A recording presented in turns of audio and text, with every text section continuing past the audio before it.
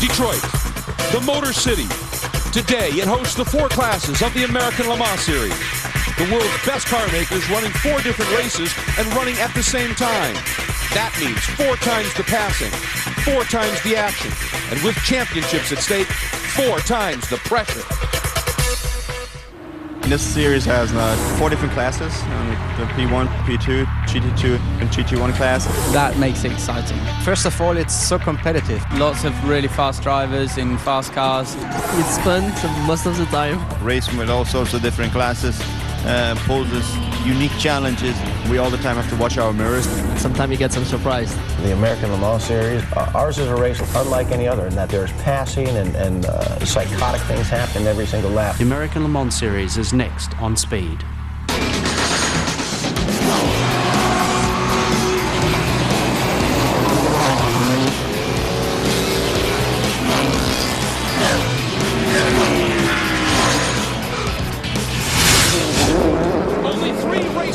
In the championship chase, and today the Series 4 classes must tackle Detroit's demanding Belle street course, or even a minor mistake could have devastating effects on your title hopes. Hi everybody, I'm Greg Kramer, and welcome to the 9th round of the American Le Mans Series, the Detroit Sports Car Challenge. The pressure is felt across all 4 classes, and for the story in the prototype divisions, here's Brian Till. Well, Greg, the story in the prototype class has to be the pressure that Porsche is feeling to bring them a 3rd Manufacturers' Championship in the P2 class. They've won it the last 2 seasons. Both seasons they've competed on a full-time basis. How much pressure is there? Well, that pressure from Acura led Roger Penske and his team to make an uncharacteristic error at Mosport the last round, and some fuel strategy they had to come to pit road. Those Acuras have been so fast they took the win there, and then David Brabham finds himself on the pole in another Acura here at Detroit. Talk about pressure. Roger Penske even making personnel changes to make sure that Porsche maintains the championship lead in the Prototype 2 class. Calvin? Well, Brian, after Mosport, Porsche are definitely licking their wounds. The fact is the number 7 car of Dumas Bernard has been the only Porsche bullet in the gun, showing the speed needed to win races this year, whereas Acura have 4 cars with the necessary speed, even though it's been all about the number 9 of late. But this week, Porsche and Penske made a dramatic decision to replace Sasha Massen in the number 6. Now, Ryan Briscoe has been drafted in to join Pat Long. Ryan competed here last year, of course, and started from the pole and had fastest lap. But those yellow machines face a tough challenge here today with all 4 Acuras ahead of them on the grid. But after missing the last 2 rounds, Roger Penske and Tim Cindric are back on the pit wall, and they'll need their strategic magic today to get them back into victory lane. But it's not just in that P2 class where Porsche are feeling the pressure. For more on that, let's go down to Jamie Howe. That's right. Porsche is also under a tremendous amount of pressure in GT2. They come into this race with Flying Lizard leading Tafel Racing's Ferrari by only 10 points. It got dirty last weekend at Mosport. A lot of bumping and banking left Dirk Mueller with a penalty and no podium result, giving Flying Lizard the advantage. And Wolf Hensler took it on the GT2 pole today with Tafel Racing starting 3rd. But with GT2 being the slowest of the 4 classes, staying out of trouble with the prototypes today is crucial. Well, it certainly is, and you saw how happy Hensler was. He threw on a great lap on the street course, Cal, and as we look at it with our track map, it's anything but stereotypical. It isn't, Greg. Detroit is just over 2 miles, 14 turns. There's a great flow and rhythm to it, more like a road course between walls than a traditional stop-and-go street circuit. It does, however, have some really big bumps. The biggest one is right down here on the entry to Turn 8. Now, this morning's warm-up session, Lucas Luhr and the championship-leading number 2 Audi had this moment. Turns the car around, severe damage to the right rear corner and tail of the Audi. A lot of work went down in the pits today to get that car back on the grid. So the biggest challenge for the teams today is a lack of dry setup time. And speaking of the grid, we're going to show you the entire starting lineup in a crawl across the top of the screen.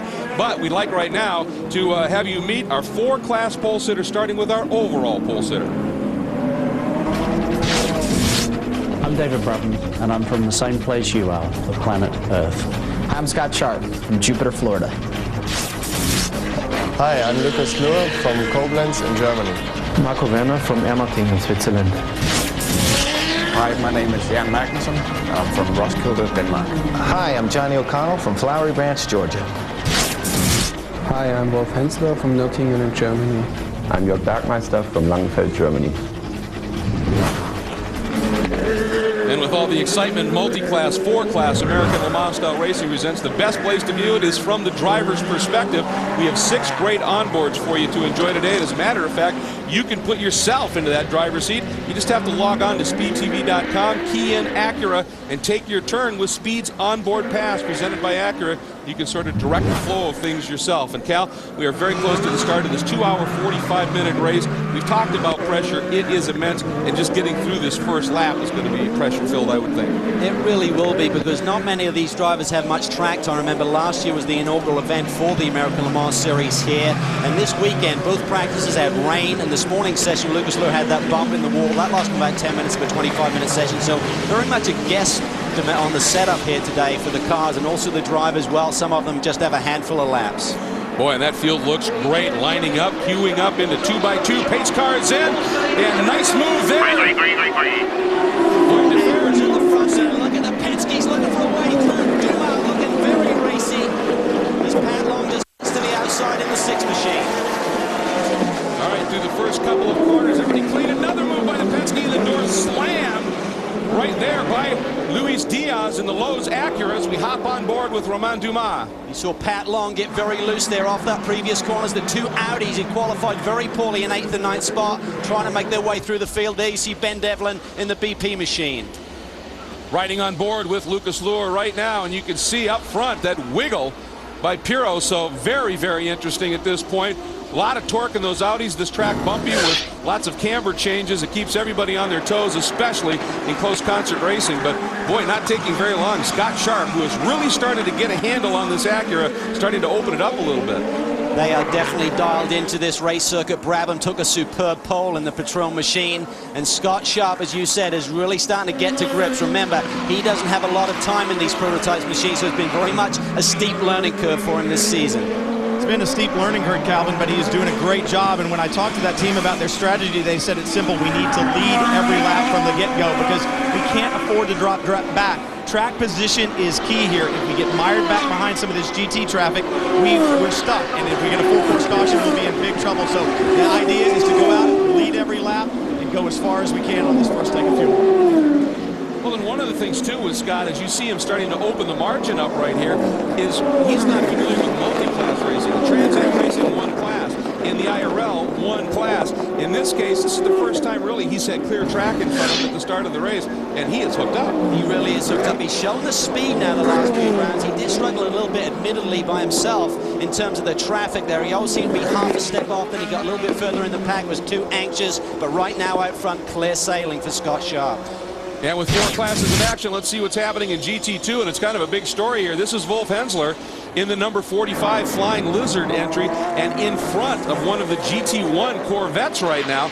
As a matter of fact, leading both of them. You see the other one back in the order just a little bit, and again, a function of the track, certainly. Oh, there we go, not wasting too much time. Magnussen going to try, but there you see it, that lighter Porsche able to get a little bit deeper on the brakes and hang on to the position. Well, guys, the strength of the Corvette really lies in its top speed, and there are really no high-speed areas around this racetrack. I talked to the Corvette drivers, and they said the problem with the GT2 cars, they're just as quick as we are in the braking zones and the apexes. But a problem early on already for Wolf Hensler, the crew, going to call the green for him, his radio not working, so Hensler already without the aid of communication to his crew. Well, I guess the best solution to that is just get out front. That's right. Don't worry about it. But one of these, with all the classes running here, and a problem for the number 11 Primetime Viper. Looks like they just had a bit of a spin, got it going the wrong way. Now have it righted and back underway. Joel Feinberg. And here we see Magnussen now using the horsepower of the Corvette and getting down and underneath. But with these different classes here, the P2 and GT2 cars, not as much power, but much more nimble and lighter. So on a street circuit like this, sometimes that's even more crucial than just raw grunt. Oh, big problem here for the 007. This is Paul Drayson in the GT2 Aston Martin. And again, we talk about the experience. He has not been here before, and he probably only has about 8 to 10 laps underneath his belt here, getting caught out early. As a result, quickly to a full course caution, and obviously on a street course, not lots of area for runoff at this point, and we think this might be over in the turn 13 area, where he has just got into it pretty hard. And it's a shame because really at the most recent round a week ago in Mosport, this team had their strongest race with a great finish and really felt things were starting to come around a little bit. But you come to a street course and this can happen. Well, you see the position of that rear wing. It's a new position that was instigated at Mosport, giving him a lot more rear grip. But in the early laps here, you can see the black marks there going into the wall. So we obviously got wide, locked up on the gray areas. Not much grip here, period. A lot of rain this weekend, so the track has been washed clean. And there you can see those black telltale stripes there heading down into the wall. And the wall itself giving, and you can see some of the wall coming back. So he hit it pretty good. The car literally just skipping a few feet sideways on the rebound right there. So under our first full course caution, and a great crowd here at Belle Isle. One, because it's great racing. Two, because it's an absolutely glorious postcard day here in Detroit. We're going to have a lot more action to go, obviously, as we're very early into the action here at the Detroit Sports Car Challenge.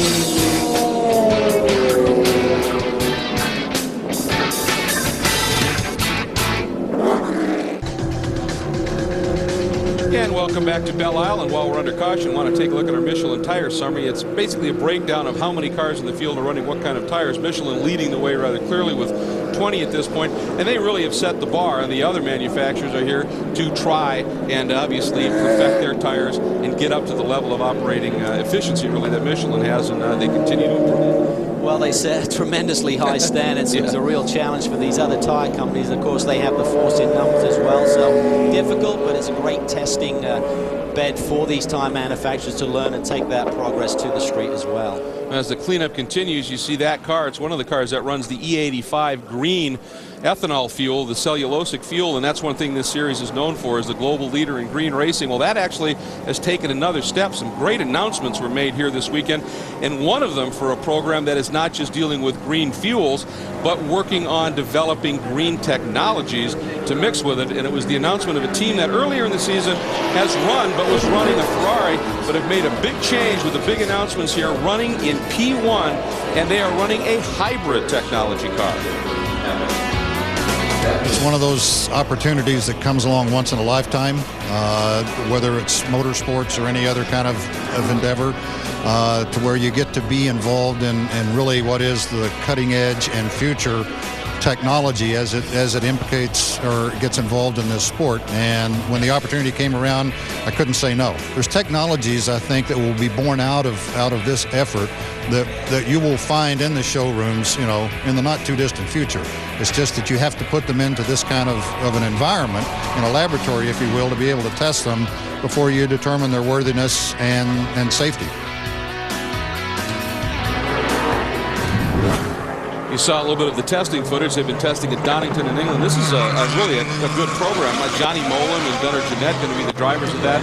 And they're going to debut the car at the Petit Le Mans coming up in about a month. But the real start of the hybrid program they anticipate is Sebring and a full effort in 09. That's right, full-blown effort for 09, which is tremendous for the fans here in the American Le Mans Series. And of course, they'll learn a lot during the long race at Petit, and also then during the finale at Mazda Raceway Laguna Seca. So a very good effort there, great drivers on board, and the management really learned a lot, certainly around that GT2 program earlier this season. Well, you see Lucas Luhr on board as he goes by the incident for the 007. And Calvin, you take a look at where the black lines are there, you think maybe he may have had some help? Well, if you look where the right streak is right through there's pretty much a good car width down to the inside of that. So I would have to think in these early laps maybe someone forced it down the inside and got pulled up into the gray area, as we call it, outside of the rubbered-in line, and that caused him to go straight into the wall. But it's taken a bit of a while to clean this up. Always tough on these street circuits for the access for the crews. So we hop on board with the class-leading GT2 car right now. We're going to take a look at the leaders of our 4 classes that run at the same time here in the American Le Mans Series. And up front, overall, under caution, remains the P2 Patron Highcroft Acura of Scott Sharp.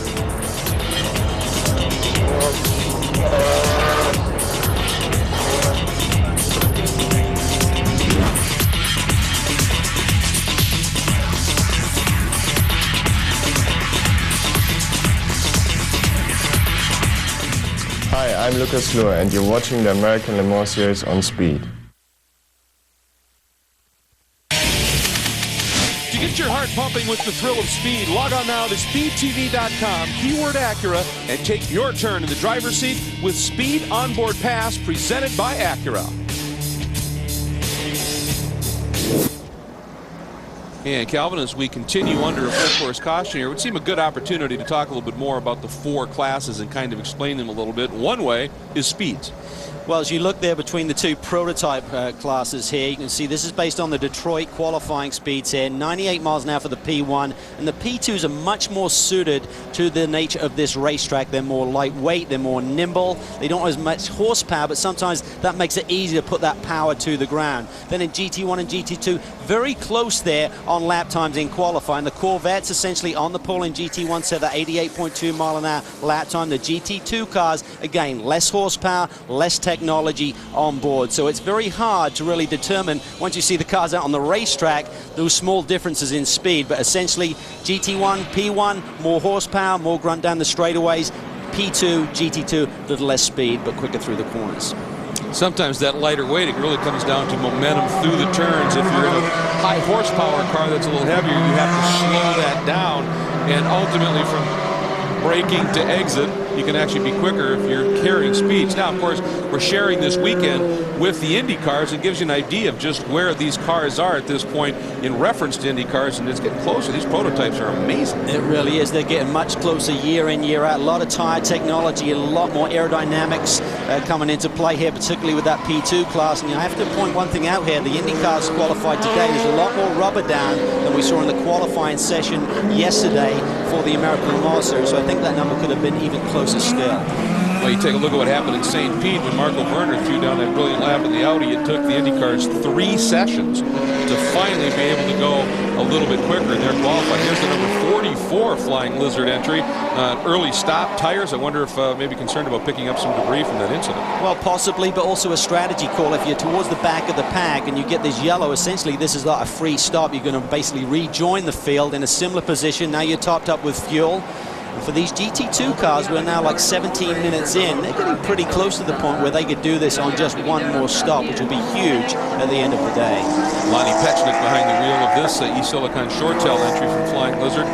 Fielding a new driver here this weekend, one of Porsche's junior factory drivers, a very talented young man they're very high on by the name of Martin Rogginger, and he has come in at the behest of running here because Seth Nyman, who normally would be co-driving this car, had some business commitments. Very talented young driver, working his way up through the Porsche junior ladder, running Porsche Super Cup. Only 6 races. The junior program doesn't run the full deal, but he's already notched 2 podiums, so they're very high on him. Well, he's a great young kid, a really nice young man, and he's done a lot of testing with this RSR. So this is his first race in the American Le Mans Series and the first race with this type of Porsche. But he does so much testing. When you stick these young kids behind the wheel, you just turn them on and away they go.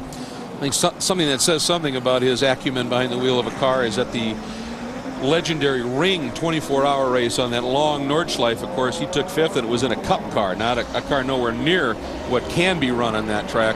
So obviously he and his co-drivers for Olaf Monti doing a great job. Well, I think he's certainly a name we'll hear a lot more of in years to come, whether it's here or over in Europe. Now Scott Sharp looking for a good jump here. Pagenaud right behind him. Here you go. There's the call. Sharp immediately opens it up just a little bit, and look at that. The second of the Penske Spiders, Long, had to go defensive to keep the Audi behind him. Well, he had to be defensive for his teammate.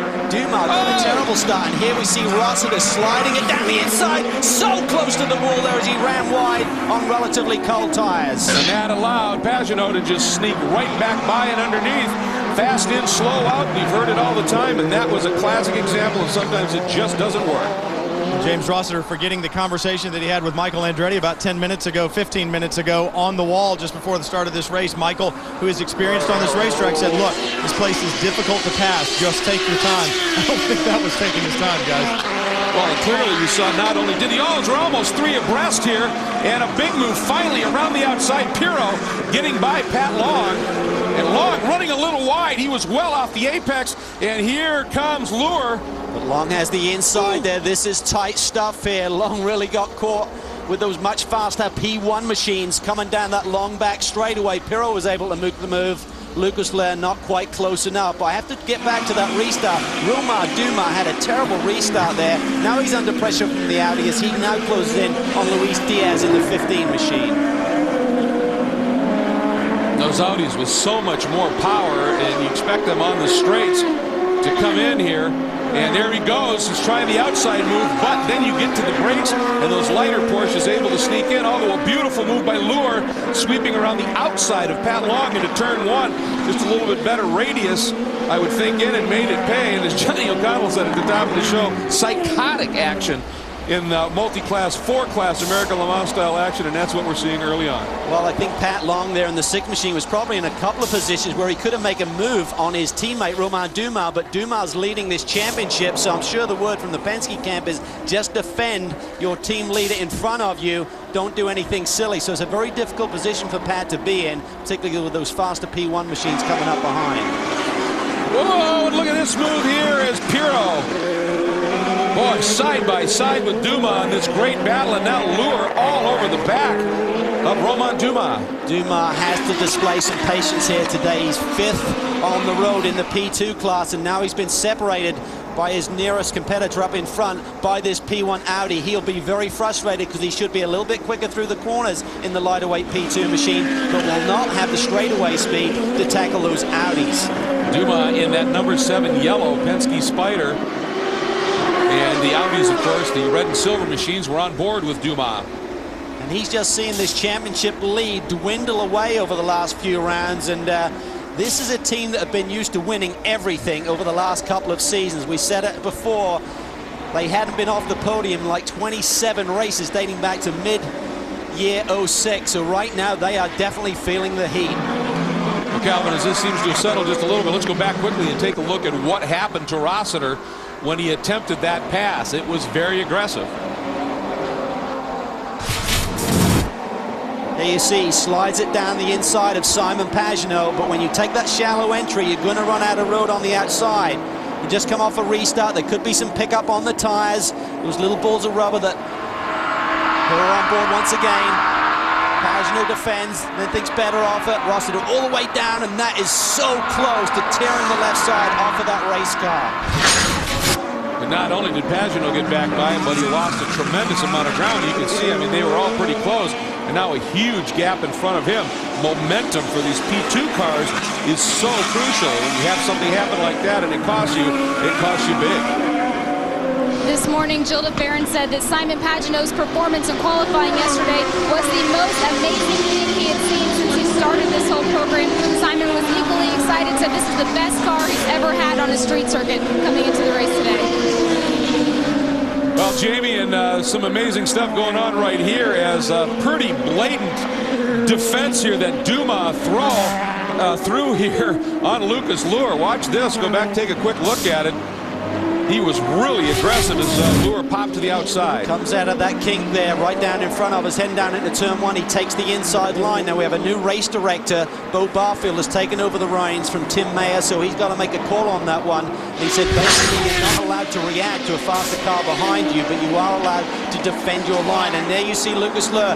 This is the danger zone for Romain Dumas. I'm sure that the Penske organization are talking Romain through this situation. He has to be careful. If Lucas gets too aggressive, he could take out the championship leader in P2 in a heartbeat around this street circuit. Well, this is interesting, isn't it? Because Dumas has to be feeling immense frustration because he is not being allowed to go try and run down the Acuras and go for his P2 class championship. He's trying to defend from a P1 class Audi, and as a result, losing touch with everybody.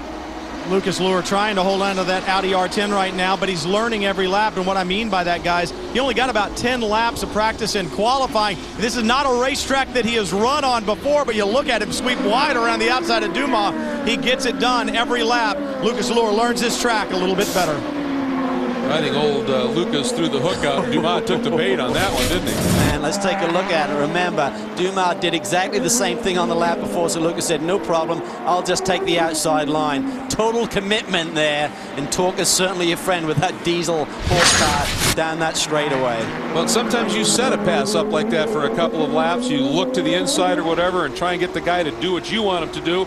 And when he does, you just whip around the outside. By the way, fan balloting for the annual From the Fans and Most Popular Driver Award starts September 1st, just after the Detroit Belle Isle Grand Prix weekend. So check out AmericanLeMans.com for information and to cast your vote. Here are our 4 separate class leaders. Continuing up front and overall is Scott Sharp in a P2 machine. Welcome back to the Detroit Sports Car Challenge here at the Raceway at Belle Isle Park, and you have a look here at our 2 overall race leaders and class leaders in P2. The green Acura and the blue and red Acura right behind it as they are working some race traffic as they come up through 3 other classes that are all running here at the same time. And one of the things, talk about traffic, but when there is no traffic, you can see some great battles unfolding. Keep in mind, there are color codings for these cars. You can see them in the color of the lights on the side of the car. They really do try and do everything they can, the American Le Mans Series, to let the fans at the track know what the different categories are. And it, as we've said many times, produces some absolutely fabulous racing, especially when you get into traffic like this. Right now in GT2, the track is clear, and we are seeing an incredible battle by the top 4 cars. Here they are, Kel. A blanket covers them. It really does. Here's Wolf Hensler out front in the Flying Lizard car. They currently lead the championship. Then right behind him, we have Jamie Mello coming off their first victory of the season at Mosport in that red Ferrari. And then Dominic Farnbacher. They're trying to chase down that Flying Lizard car in the championship chase. Well, it really is all about the championship now, isn't it, Calvin? Obviously, the 45 out in front with Wolf Hensler is in it for the Drivers' Championship, but the Manufacturers' Championship as well. Jamie Mello, he could care less. Remember, he and Mika Salo really out of the championship hunt. All they can do is help Ferrari in the Manufacturers' Championship. It's all about winning races for them.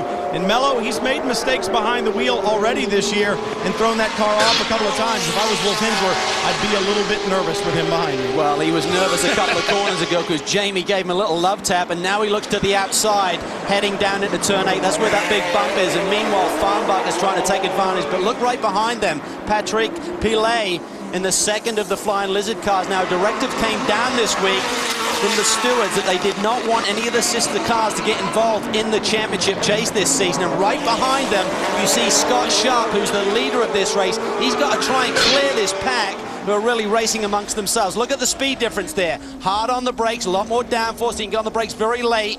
And he's got to be careful through these couple of corners and try and take advantage of the horsepower of the P2 machine down the straightaways. There he goes. He's cleared 2 of them now. He can't. They have to get to the apex as well. He has to be mindful of that. He was only able to get 2 of the 4. And remember, these guys are in the thick of a battle. You don't always look in your rearview mirror and see one of these prototype cars coming up. Sharp looks to the inside, heading down into turn 3. And that's what's going to happen. You get in a battle in the GT2 class sometimes, very close. Then the quicker prototypes come moving up through the pack, and it breaks that battle up. It's just the part and parcel of 4-class racing here in the American Le Mans Series. Always action, always passing. And Sharp really now is dealing with it. It was superb, wasn't it? Beautiful. That was Brabham-esque almost. I mean, David Brabham does a superb job at Mosport, and I'm sure he and Sharpie talked things over after the last round. Playing the traffic really is a big part of this multi-class racing, and right now the prototype guys working their way past the GT2 guys. The prototype drivers really have to keep in mind that if you're the second prototype in line, that GT car may not see you, and if you drive a GT2 car, you got to really keep in mind where there's one prototype, there's usually more. Dominic Farnbacher was actually talking about this earlier in the weekend. He said in the thick of a GT2 battle, you have to really pay attention. You can break late, you're into the wall, but if you don't pay attention to your mirrors, you're into a prototype. So keeping an eye on all of that is very important today. There you see Dominic, who's doing a great job in that blue and white number 71 tapping machine. There's Pilet right behind him. And Dominic had a very close call at the last round at Mosport when he was doing his driver change. Terry Borscheller came into the pits and actually clipped his ankle. Was within millimeters, literally, of doing severe damage to Dominic's leg. He just said it was severely bruised, but a very scary moment indeed, but it doesn't seem to be affecting his performance right here on the streets of Detroit. He's in that Belle Micro, the blue and white Ferrari, number 71, third in the GT2Q right now, as we hop on board with young James Rossiter, the number 26 XM Satellite Acura, as he is now coming up that battle, and Dumas is in. Well, I think what they're doing here, they're trying to use a reverse strategy. I would suggest they've got to the window, Brian, where they may be able to do it on one more stop only for fuel. I think you're exactly right, Calvin. What happens is you get caught in traffic like that and you can't move forward. So if you can't move forward and you're losing time to the leader, get a pit stop done. And I think that's exactly what they've done here at Penske. It looked like they only changed rear tires, Brian. Was that right? That's correct. So rear tires only for Dumas. They're just over 30 minutes into this race. Now, because you're off the throttle a lot more than you were at Motorsport. At Motorsport, it's like 70, 80% full throttle there. Here, it's in the 40s to 50, so it means you save a lot more fuel, which means 30 minutes in, they can do it on one more stop potentially.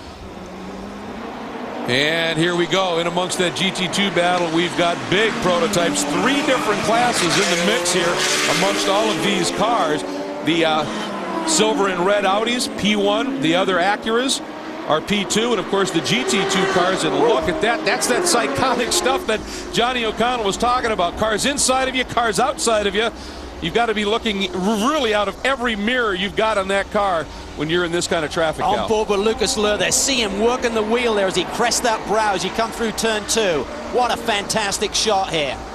These guys are really earning their keep here today. Up ahead of him is his teammate Pirro. Remember, Pirro almost stole a victory away from Dumas and Bernard last year. Romain just getting by him in the last few laps. So the Audis, as usual, coming good on race day. They just hate the nature of this circuit. It was low grip with all of the rain and the bumps. It's not an ideal recipe for success for these boys, but they don't give up. On that long run from turn 7 down to turn 8, those curbs, those little rumble bumps, if you will, that are down there are very, very choppy. And the curbs here, Cal, look very abrupt. You rarely see anybody here riding curbs. No, you're not going to use the curbs around here to go quickly. You may use them to get out of someone's way who doesn't see you. But right now, Lucas Luhr seems that he's got to grips with this race circuit. He didn't run here last year, of course. He was over in Europe running DTM. And we saw him get back in this Audi prototype at the end of the season at Petit when Pirro, the man in front of him right now, had that massive crash and had concussion come race day. Oh, you heard that call right there. If Lucas is faster, let him through, and that was directed to Pirro. Look at the traffic there. Absolutely killed Lucas Luhr there going through turn 2. That's Ron Mathis on the radio, Greg, talking to Manuel Pirro, saying, if the 2 car is faster, we still have a smell of victory here today overall. Let him go if you're holding him up. Well, one thing that we should talk about is we talked about the speeds of the P2 cars, for instance, because they're light and nimble, they can carry the speed, but it's momentum. If you're in traffic and you get into a scenario where a slower car box you and slows that traffic up, then the power of a P1 or a GT1 car pays huge dividends in traffic. So when they get into these scrums of cars here, sometimes that's when the Audis can actually make up ground on the P2 machines right now. And a big bit of congratulations to the folks at Audi who at Motorsport with that 1-2 clinched their 9th straight P1 Manufacturers Championship. Calvin, you talk about Lucas Luhr learning this racetrack. He's also learning the car right now. I asked him if they'd gone to the setup on the 1 car because they had such limited track time. He smiled and said, no. We took a little bit out of our Long Beach book, a little bit out of the book from Houston last year, a little bit out of St. Pete, and we just threw something at it. So right now, every lap, not only is he learning the racetrack, but he's learning that R10 as well. All right, Brian, and as we continue to run here, with 2 hours and 10 minutes remaining here in this 9th round of the Detroit Sports Car Challenge, here are your 4 class leaders. Scott Sharp continues to lead overall. And earlier we talked to Scott Sharp and had him explain Highcroft Racing's philosophy. Well, certainly the dichotomy changes a little bit. You know, so often you can see the really successful multi-car teams seem to find ways to, whether it's 2, 3, 4 cars, use that as a benefit. And maybe some of the lesser successful teams, unfortunately, your number 1 teammate becomes the guy. Your number 1 guy you need to beat is your teammate. So, you know, now that we share the car, I think that really fosters a lot of inner team working. You know, certainly the better I do, the better David does, the better the whole team does. So it seems like that's the real philosophy so far at Highcroft, and seems to be working pretty well.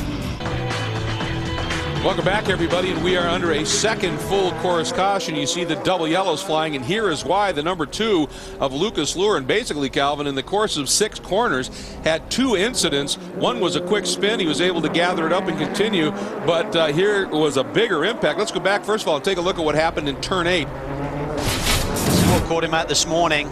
Here you see him coming down on Manuel Pirro, gets very late on the brakes, and that bump there just unsettles the aerodynamics of the car and turns him around, but no damage to the car. He gets it turned around, and then on board with the spin. This is the same incident, just over that bump, and then just loses it. Loses the rear end of the car, overcorrects it a little bit.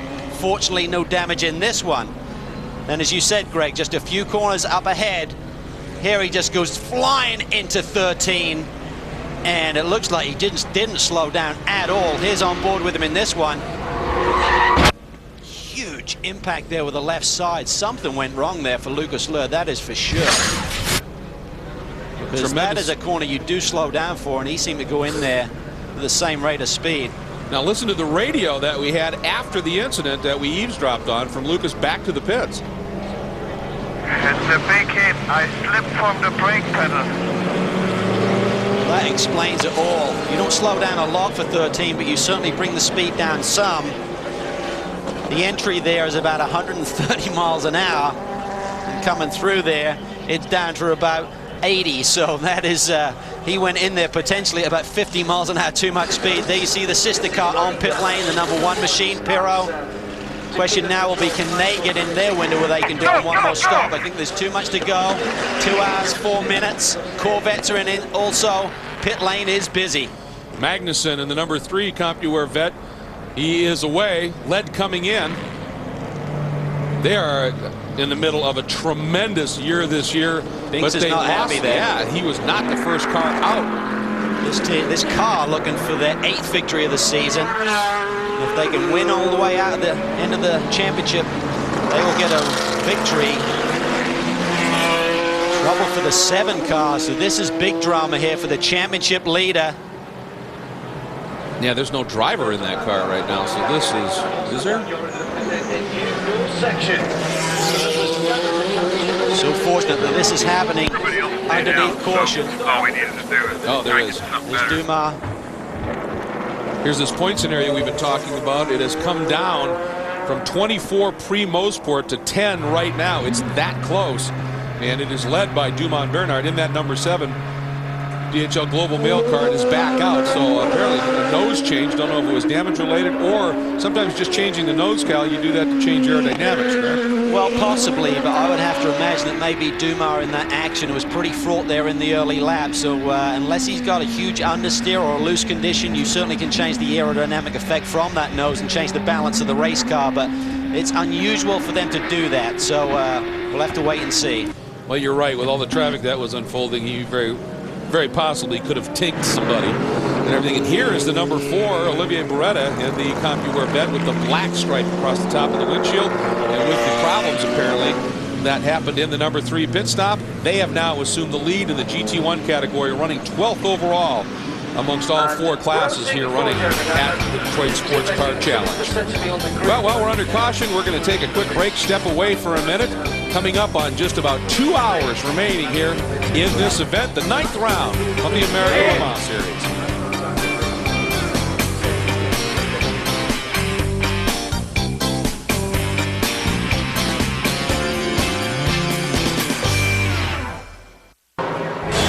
Thursday night on an all-new wreck, trouble strikes and it hits hard, making the O'Hare crew its unsuspecting victim. Wrecked, Life in the Crash Lane. Catch an all-new episode Thursday night at 10 Eastern, 7 Pacific, exclusively on Speed. And as you ride on board with Lucas Luhr behind the wrecker, they have got him now off track and trying to get him down into the paddock area where they can throw a lot more mechanics at the car and get it fixed. Belle Isle, by the way, is situated in the Detroit River, and on the other side of the river is Windsor, Canada. And it is an absolutely fabulous place, connected by a tunnel and also the bridge off there in the distance. And in Windsor, Canada, there is all kinds of great things to do. One of them is some fabulous food. They have some great options and all kinds of great things to do over in Windsor. And they have a great time over here. As a matter of fact, here at the Belle Isle Grand Prix, they have their own grandstand as a place for everybody to gather and come over and spend the day. So if you're ever in Detroit and wondering what to do for an afternoon or an evening, head on over to Windsor. It's very close and it is great. Great city. So Lucas Luhr on the back of the wrecker, and he was frustrated now that he and Marco Werner can clinch the Drivers' Championship in P1. They have a massive points lead, but they need to get this car fixed and get 70% distance to score points here today. Otherwise, that 66-point lead will certainly be diminished. Right now, they're not pulling the #2 car back to the paddock. Now, earlier on during this caution, we see a pit stop here for the AGR team. James Rossiter got out of the car. That's Frank Montagny being strapped in.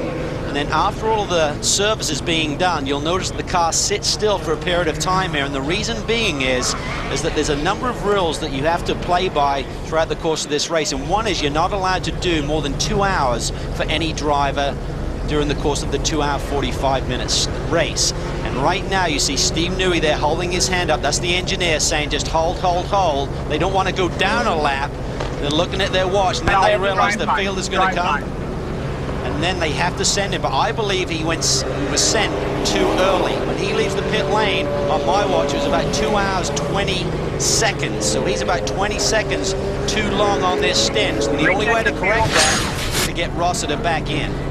Boy, by 25 seconds at the time you trade off for a pit and driver change is absolutely huge. And the number 45 is in. There he is. Hensler is there, and so is Bryant. Yeah, your championship leader is in right now. Wolf Hensler climbing out, Jörg Bergmeister climbing in. Now, Bergmeister believes Porsche on the street circuit should be better than the Ferrari. They made sure that they stayed out under this lengthy caution because you nailed it, Calvin. It's about driver time. They wanted to make sure that they got 2 hours, no more than 2 hours, I should say, for Jörg Bergmeister. So Hensler out, Bergmeister in, and they have a very strong Porsche. Well, I think they played it perfectly, and looking at their mileage, discussing it with the team this morning, similar situation going on here with the 71 machine. Won't fire. Tony Dow, what they'll try and do is put into gear, get the car to rock, and try and get that starter motor to change things there. Jamie, you down there? I am, and it was a pretty standard pit stop up to this point in time. Dirk Mueller got behind the wheel. Dominic Farnbacher climbed out, tire changed fuel, but as soon as Dirk went to start, it would not start. They have the back off right now. This crew is running a new wing package this weekend from Ferrari, hoping it would help around this tricky street circuit, but not going to help them if they can't get the car back out there. Well, and talk about implications in the GT2 championship with the 45 car completing its stop and underway. This car sitting here, not just for the drivers, but that Porsche Ferrari battle is huge too. We're on board here now, and Bergmeister is this is huge. This is massive, and of course within the rules you can't push start this car or use an external battery source, so I'd imagine something wrong with the starter motor. And this is pressure time here in this championship. If they go down a lap here today, this will be devastating. Calvin, you wonder if this is something intrinsic to the Ferrari. Remember at Long Beach we saw the recent Ferrari. Trying to listen into the team radio here. Direction from over the wall by Tony Dow. The igniter state is actually coming up starter motor. State on the igniter, which is perfect. Something to drift on the starter motor itself. I was going to mention it. Field is straight by. Going down a lap. Huge. This is massive. Right behind them, the 73 car with Jim Chappell behind the wheel. Pulls into his pit stop. Make sure the car's in neutral. And now we get a report from race control that the 71, once they get it going, will have to do a stop and go for running over some equipment in the pits. So a tough time for a team that was well into the championship. Now, while we're under caution, we were talking about some great announcements made here. Well, there was another huge announcement that was made. That wasn't a big surprise, but it had been very much anticipated. And it was finally confirmed here on Friday that Acura will step up to the P1 ranks with a two-car program, one car being fielded by a team. And they had both the team drivers and owners and principals on hand. Here was the announcement. We've also had 4 overall poles. Got a couple of milestones yet to achieve this year. Obviously, in the championship, P2 championship for the drivers, the constructors, and also the team championships. But the milestone for 2009 was to attract the P1 program, which we were able to do. So we're very proud of that. P1 is the pinnacle of sports car racing and the American Le Mans Series, and we're delighted with this move. I mean, it's hard to compare with the past because it's just a completely different thing for me. Not only I'm driving, but I own the team, and it's certainly a great honor for a young team such as ours to be chosen by Acura to represent them in the series. All right, that was a huge development and a very welcome one, very exciting as well for this series, certainly, and for the battles unfolding in P1. And Calvin, I really think, obviously, when DeFerrin came in, the speculation was with that car, the program, the DeFerrin name, the connection, that would be a likely P1 deal. But I think one of the great stories, certainly in the last 2 years in the American Le Mans, is what's happened with Highcroft Racing, because they really came from nowhere to the level they are now. They did. They really had to twist Robert Clark's arm from HPD to give them the opportunity to represent them in the P2 class. But boy, have they gone from strength to strength.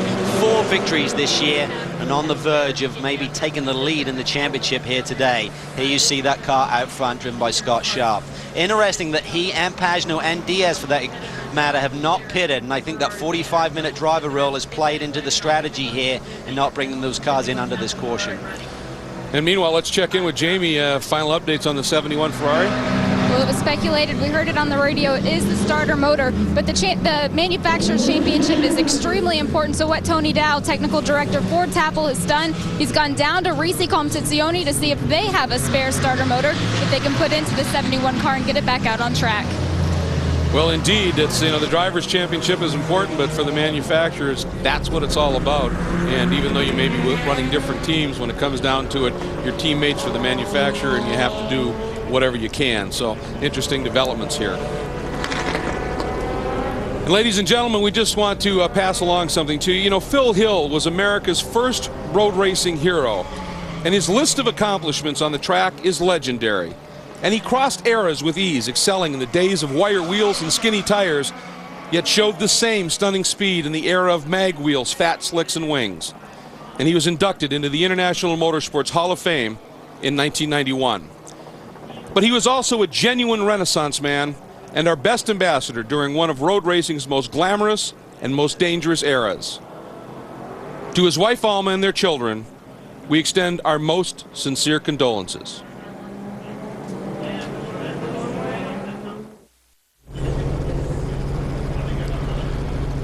Welcome back to the Raceway at Belle Isle, Detroit Sports Car Challenge, 9th round of the American Le Mans Series. Great to have you with us. Just an interesting look. Look at that ship there in just the lower left-hand corner. I think those are blades for the big windmills. We talk about being the global leader of green racing. Well, there's a little bit of green on its way to being installed somewhere to use some wind power. Nice to see that. Yeah, replacing oil being sent out. So there, that's an interesting irony right there, without a doubt. You know, one of the things we've been talking a lot about, but because it is so compelling, is that there are 4 different classes that are racing at the same time here in the American Le Mans Series, the prototypes and the GT classes. And really, the GT classes resemble cars that you can go out and buy, park in your garage, drive in the streets. Yes, GT1's a little more modified than GT2, and of course they are all modified for racing, but that is the possibilities. The prototypes, the best way to look at them, rolling test beds. There's only one reason for these cars to be built, and that is to race and develop technology, aerodynamics, the whole program. The cars for the day after tomorrow, it was once put to us, which was great. Now we're going to show you here the top 3 in each of the 4 classes here that are dropping down. Pirro, John Field in the Intersport Lola, Lucas Luhr are 1, 2, 3 in P1. Here comes P2, and we get word that the lights are out on the pace car, so we are going to be going back to green very shortly. Well, very curious as to why the leaders did not pit during this caution period, because certainly once that 45-minute mark was up, they could have got these drivers out, done the driver change. Brian, any word down pit lane? Well, I just checked in with Duncan Dayton at the 9 team. He's kind of with you, Calvin. He's wondering about that timing on the 26th. Did they pit too soon? But also, when I talked to this team earlier today, they said there was a lot of yellow here last year. And with a lot of yellow, perhaps we can do this on one stop. I think that may be the gamble that they're making today. But don't forget, the casinos in Detroit and across the river there in Windsor. So I think Duncan is kind of in a gambling mood. Well, they have... With that big P1 announcement coming yesterday in the press conference, Jill DeFerrin and Duncan Dayton said that the only way they're going to do any significant development on that car and its maiden voyage is to share information. And we've seen these 2 cars take different strategies all season long, so maybe after that announcement, they're now sharing the data. Well, I think one thing for certain is that the Acura teams will certainly try and work together if they're in this sort of situation to try and help out the Highcroft team, close that gap to the Penske boys. So I don't expect Pagenaud and Diaz to really force the issue too much here with Sharpie at this stage of the game. But everyone's out for themselves. They want those race victories, but it would certainly be frowned upon if they pushed it a little bit too hard and took out this 9 machine. And we are coming back to green flag as we are now under an hour 45 remaining here. There you see the pace car, driven by Emerson Fittipaldi, by the way, who's doing pace car duties here, is in. We are green. Sharp Pagano doing a nice job along with Diaz, those three actors getting the lead. Pat Long now fourth, the yellow Porsche, and here we go, the traffic as they are coming up through the pack. That blue and white machine, the 16 machine, what a drive here by Guy Smith. He qualified up on the second row. He flat spotted to some tires, had to go to the back of the pack. He hasn't pitted, but all the way up to fifth here. Great drive by Guy Smith. That white and blue Porsche Spyder in the hands of Dyson Racing, the Thetford Norcold entry, and they have been pretty strong. Had a podium at Road America, struggled a little bit with some handling issues.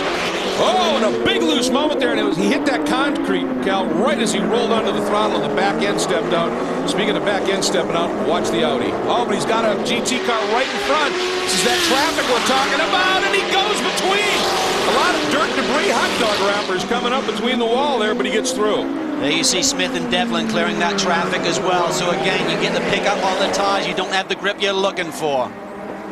Guys, I was listening to the radio a little bit earlier. Guy Smith, earlier in the race, having a problem with the gearbox. He wasn't able to get sixth gear, and I wonder right now, I look at him struggling off the corners a little bit. I wonder if he's having more gear selector problems. So Guy Smith not having all the gears in the gearbox. Before, it was the ones up high. I'm wondering if he's having the same problem down low right now.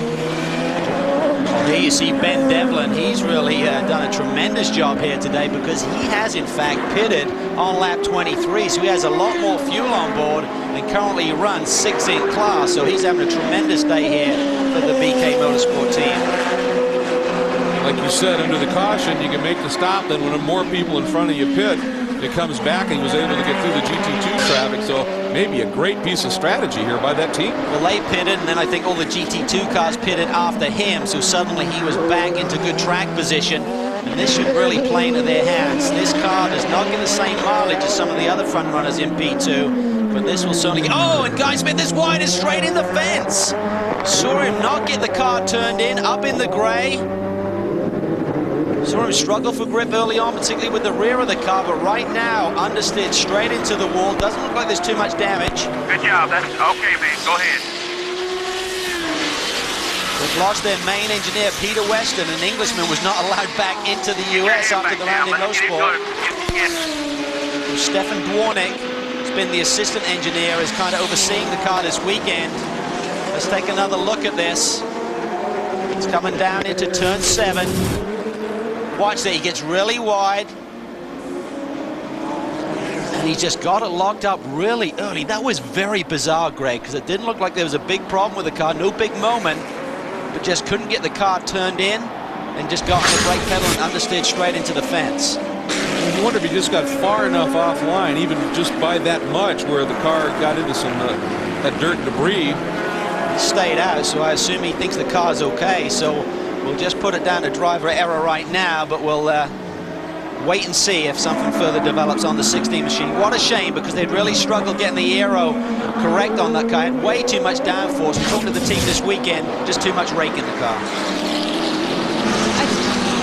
Meanwhile, look at this in GT2. We've got some action a little bit deeper in the pack. A great run going by the number 21 of Tom Milner. That is the Panos, but the number 46, one of the 3 Flying Lizard entries. There it is, the one with the orange stripe across the windshield. The Silicon Short Tail entry of Patrick Pellet, the young Frenchman, has now taken the lead. Obviously, pit stop cycling and the like, and he leads it, but that black Panos right behind the Yokohama Advan entries from Prototype Technology Group is second in the class right now. And you take a look, watching here is Pellet trying to put the number 40 down a lap. David Murray working on the development of that Ford GT. 2 of them running in this race, and Pellet is through. Well, he has not pitted yet today, Greg, so that's why he holds the lead right now. And right behind him, that's the 21 machine. Tommy Milner behind the wheel there. They pitted on lap 3, so they took a pit stop on that early caution. So they don't have quite as much fuel as the rest of the leaders, but certainly a little bit more than the current leader of the race, Pellet, in that 46 machine. Using the curbs there. You can do that in a GT2 machine, but very hard to do in the much stiffly sprung prototype machines coming through those corners. We talked about how in traffic, when you get balked a little bit, the horsepower can make a difference. But as you're thinking about a move, that happens, and one of the prototypes goes whistling through, and suddenly you can't make the move you were trying to do. That was 3 different classes of our 4 ones that are running together here in that one shot, and that is just the excitement that it produces. You know, one thing when you race with 4 different classes on the track, there's always passing. There really is, and here you see the much faster GT1 machines trying to work their way through the GT2 traffic. The Corvettes, of course, did make that pit stop, where the 3 car was leapfrogged in pit lane. Coming through, that's a good look there at turn 7, which is one of the more important turns of the track. It leads to the longest, relatively straight section, and it is pure speed. You can view exclusive video content from the American Le Mans Series and SpeedTV.com. It's the most comprehensive video coverage in series history, both on the track and off. And fan video submissions are always welcome. That's at AmericanLeMans.com. Hour and 38 and a couple of seconds left to go here in Detroit. GT2 leaderboard. Welcome back to a beautiful day here in Detroit on Belle Isle for the Detroit Sports Car Challenge. And unfortunately, while we look at the leading Acura of Scott Sharp, continues to be very effective here, but the car that was in 3rd has had a tough off. Luis Diaz, Cal, having a bit of a moment. It looks like damage to the left rear corner. There is severe damage to that left rear corner, and the day may be over. Here's a replay of the action. Spins it around, but the left rear suspension is already broken there, so that was coming down into turn 5, so I'd imagine that a couple of corners before that, Luis must have clobbered that left rear. The crew has left the car. They're over the wall right now talking out their options. There is the broken suspension on the left rear, but I think the smoke that you were seeing was a piece of carbon fiber that's flapping around on the right rear of the car. Looks like they're going to try and get this fixed and send him back out. This is exactly what David Bradman and Scott Sharp do not need. They need those other Acura boys to finish between them and the 7, because it just pads the points difference coming out of this race. So here you see Sharpie still up front. Simon Pagenaud within a second of him, but Sharp really seems to have the pace here today. The traffic seems to close that gap now and again. And he really is, as we've talked about, seems to be really figuring out how to drive these cars in traffic, which was really the biggest hurdle for him to overcome, and he's doing an absolutely brilliant job today. And on a clear track, certainly what we have seen already, Calvin, is he is able to draw it out just a little bit and do it. And unfortunately for the Lowe's Fernandez team and Diaz, they have been extremely fast all year long. 2nd overall on the track at Sebring, and then had just a fluky deal where a crack in the airbox broke them and had them disqualified because they failed the stall test, as it's called. Right. Other things Road America classic example as well. But look at the margin that, again now, Sharp has opened up, because in this case Pagenaud got hung up a little bit in traffic. He did immediately. You can lose 2-3 seconds. You can't get too anxious when you suddenly see that big lead that you had dwindle. You've just got to realize that there's the ebbs and flows of traffic around here, and Simon Pagenaud now clears that piece of traffic as well and has clear road ahead of him. But Scott Sharp fortunately has run here before in Trans Am back in '93, finished 2nd, so with the lack of dry track time today, that would have really hurt him if he hadn't had experience around this racetrack before. Speaking of experience around the racetrack, Jamie alluded to it when Gilles Deferrin, the team owner for this ELS car, said that his performance, Pagenaud's performance in qualifying, was one of the most amazing things he'd ever seen. We had heard right before qualifying that the reason Pagenaud was in the car was because he'd had no track time because of the rain and the like. Didn't know the track and went out and qualified on the front row. Unbelievable. He had the pole for a while, then Brabs responded, took it away from him. But that is sensational stuff. And I mean, Gilles Deferrin is so high on this young kid. Just 24 years old and just really getting the job done this season. And the battle in GT2 is pretty intense and fierce right now. We're going to take a look at that as well, watching Pagenaud at work. There comes the Audi, and now coming in is going to be the GT2 battle, and here you go. That is the 62 of Jamie Mello, who sits 2nd in class right now. The 21 of Milner, that Panos, the black car, is next up in the category. Then the 44 of Lottie Pechnik in that 3rd Flying Lizard Porsche, as we see one of the Spiders, the Porsche Spiders from Penske Racing, work its way through. And here comes the other one as well. So good run here, obviously. But the interesting thing is that number 46 of Pillet has been able to draw away. And Mello, even though he got around Milner, is not making much in that situation right now. But this is really some stout stuff here between the 21 of Milner and Lonnie Pechnik. And Pechnik, I think, who doesn't drive the full season, he and Seth and Darren Law usually rotate the car. This is a great drive by Lonnie. He's having a superb run here today, and the Flying Lizard boys really seem to be on top of their game. All three cars running very well. Lonnie and Ragan really didn't get much time in the car here this weekend. Don't have a lot of experience here, of course, so. And here we see the other traffic coming through. That's the number 40 machine. David Murray behind the wheel. And there you see Jörg Bergmeister, the championship leader. Now, they pitted about 4 laps later than Jamie Mello, and hence the change of position. If you pit earlier than someone and then you get that yellow, you immediately gain track position. So it'll be interesting to see if that Ferrari has enough fuel on board to be able to do it on one more stop. Enjoy the ride here with Jörg.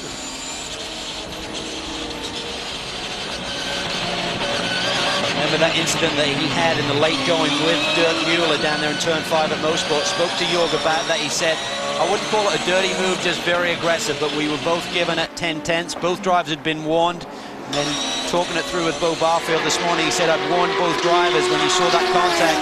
He said, I had to make a statement, and gave them a 30-second penalty on the 71 machine, which moved Bergmeister and Hensler back into that podium spot and increased their championship lead up to 10.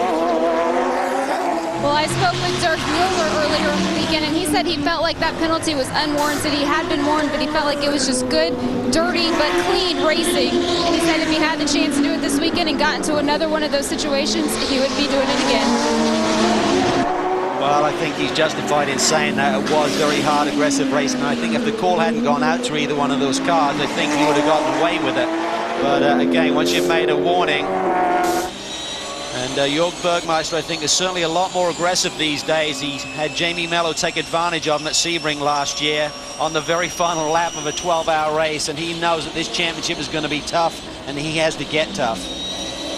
Well, there was a message sent then, wasn't there, when that happened and there was no penalty issued, and it was, all right, you guys can race aggressively and do a little bit of rubbing, but sometimes it gets a little bit over the top, and then things have to happen. By the way, we get an update that the number 15, the Acura in the pits that has that long stop, it's got a little bit worse. They've got a minute penalty. There'll be a stop and hold once they get going again. Too many men working over the wall at this point. Meanwhile, here is Harrison Bricks in the number 61, second of the Risi Competizione entries. And nice to have him back here in the championship. This will be his last run this year, but doing a nice job today, running right now in 6th in class. He's done a great job. He hasn't seen this street circuit before, but his teammate has really been on a high. He just came off a double victory on the streets of Bucharest over in the European Championship. So Rob Belle really getting the job done over in Europe this year, and he wants to race here more than he has done in the past. So both drivers having a good run here today, up in the top 6. There he is, working through, as we said, 6th place in the GT2 category right now. Let's take a look at the leaders in each of the 4 classes racing here at the same time. And once again, overall, it continues to be one of the P2 Prototype 2 cars, Scott Sharp in the Patron Hycroft Acura. Puro leads in P1 and having a good run, 3rd overall.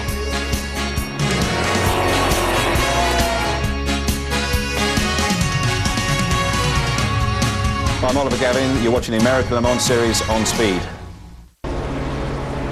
Welcome back, everybody. 4 classes going at it simultaneously here in the Detroit Sports Car Challenge, the 9th round of the American Le Mans Series. And when you think about the 4 classes, they really fall into 2 different divisions. There's Prototype and then GT, which is referred to as Grand Touring. Each has 2 classes within that division, if you will. And a good way, I think, to look at it, Cal, is if you consider the prototypes of the manufacturer's test bed, where it's a rolling R&D lab, if you want, where they could try all kinds of things, then the GT cars really relate as maybe the highest form of the technology that you can open your garage door and see sitting there and take it out for a ride on the street. Yeah, I think your neighbor would kind of look at you cross-eyed if you showed up in one of these when you went to the dealership with no roof on it and all the aerodynamic widgets. But now you see Pagenaud very close to Scott Sharp in traffic, and Sharpie's being very careful here as he negotiates through the GT2 traffic. He doesn't want to take any unnecessary risk. Well, no, remember we talked about the strategy of trying to do it on one stop. When you look at the clock, we're at 1 hour and 23 minutes. So they're almost made it to halfway. They had the help of some caution to get there. But right now, Sharp running on a little bit of a lean fuel map, trying to save fuel, keep Pagenaud behind him, and make it a little further in this race to make it easier for David Brabham to turn up the wick and go with just one stop. I think a couple of things played into that, Brian. One certainly was the 45-minute rule on the driver log. I think the other thing was the guys who are leading this championship took that early pit stop, so the 7 car would have really had the lead of this race right now. Both of these guys had come in under that last caution, so they're always looking at the opposition. What are Penske doing? Where are they sitting on the racetrack right now? Sharp there didn't read the traffic very well. Pagenaud potentially could get a better exit here. Watch for it here. This is that big, long run. Sharp goes by, and obviously now things have just sort of evened out. Pagenaud is close enough for the toe. He takes a look.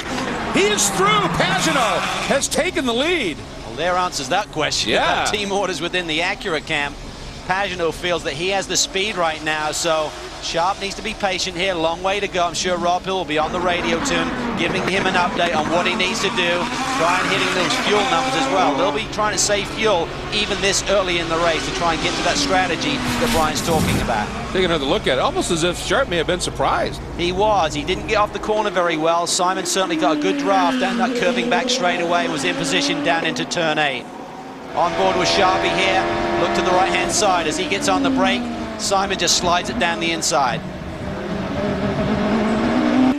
What I was referring to, and I said surprise, was more like Sharp. Okay, I didn't get a great exit off the turn, but these guys are going to help us toward this championship here. You know, I'm not going to worry. I don't think he'll come by, and he sure did. Pagenaud, and they're on the same fuel strategy, so it's interesting to see now if Pagenaud just drops the hammer and goes, or whether Sharp can stay close. Well, same fuel strategy to a certain degree, but Brian, you're down there. I don't know what you think about this, but maybe Sharp has been told to dial it back a little bit and try and conserve power and save fuel, trying to hit that number you've been talking about. Well, that's what I was just saying, Calvin. They're running a little lean right now, so he's dialed that mixture back, so they're running a little bit lean to save fuel. So he's not going to have the power that Pagenaud has right now if Pagenaud is running on that full rich setting. Remember what happened in the last round at Mosport. The 66 car came up 1 lap short of that checkered flag and cost them their first victory. And this car, the number 9 car, came through for their 4th victory of the season. But admittedly, they did have a couple more laps on fuel on board that day to give them that advantage. Well, they were cutting things. I mean, a number of teams were cutting things very close. They had actually late in the race had told the Lowe's car that they did the calculations. You're 1/3 of a gallon shy. If you get the finish, slow it down. That's how close. 9 more laps. 9 more laps. 9 more laps. That's Rob Hill talking to Scott Sharp. 9 more laps. That will mean that he'll only have about an hour, just over an hour to go. So he should be good to go on the 1 stop. So I think they're right on line here to be able to do it on 1 more stop. And when we think about big picture championship, and here's the traffic, all of that margin that Scott had lost is made up again. Here is 3rd and 4th overall. The Audi up front of Pirro leads in P1, 3rd overall, but Dumas right behind him, and it is Dumas and this Porsche and his teammate Bernard that Sharp and Brabham are duking it out with for the class championship. So that's the reference, and you obviously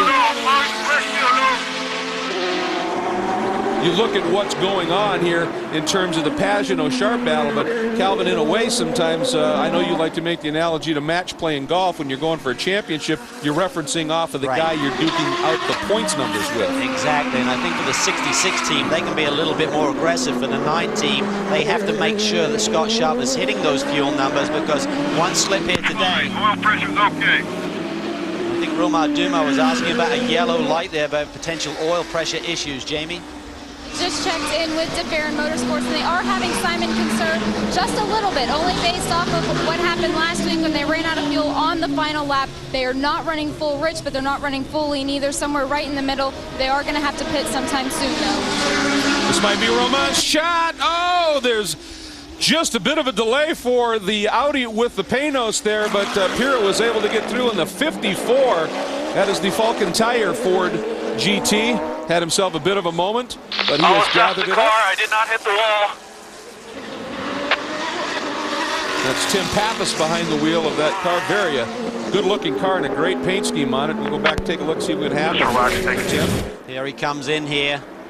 Feeling the pressure from the Corvette that slides it down to the inside, and he gets tagged there. So the number 4 car currently driven by Olivier Beretta, pretty aggressive there, but Tim should have seen him down to the inside. Different classes against one another here. It does get pretty hairy. They've really done a great job here this year on these Falcon tires. Really starting to come to grips with those and develop those tires to get them to the speed of the Michelins and other tires in the field. One thing that they did is they missed Mosport last week, and they did a tire test for Falcon down at Sebring Raceway. They also thought it'd be a great opportunity to test the car over bumps because this Detroit circuit is such a bumpy surface. Tim thought that they made a good call in doing that. Felt like the car was ready for today, and the tires are better than they've ever been. Well, the good news is it looks like there's not severe damage to that 54 car, so Gang the Stewards left to make a call on that. I think it was just pretty much a racing incident in my eyes anyway. And here we see the leader of the race now coming up on the 54 car. So Simon Pagenaud has dialed it back a little bit, but he's still able to stretch it out on Scott Sharp in second. You see the prototypes oftentimes have the lights flashing as they come up through the GT traffic and working through here right now. Now, one of the things to keep in mind is we are racing, as we've talked about, in the Motor City. And it is a place so closely associated with the automobile and, of course, automobile racing. And as you take a look here at our 4 class leaders, keeping in mind the P2 class is leading overall now in the hands of the Simon Pagenaud-driven Acura from DeFerrin. But a lot of activity goes on related to cars here, and this was at the Ford Museum. And some of the activities here, Scott Atherton, President and CEO of ALMS, a panel of drivers, and some demos of other types of sports.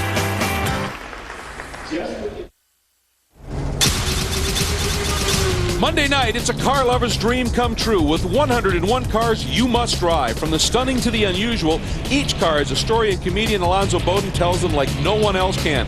Don't miss an all-new episode of 101 Cars You Must Drive with Alonzo Bowden. Monday night, 9 Eastern, only on Speed.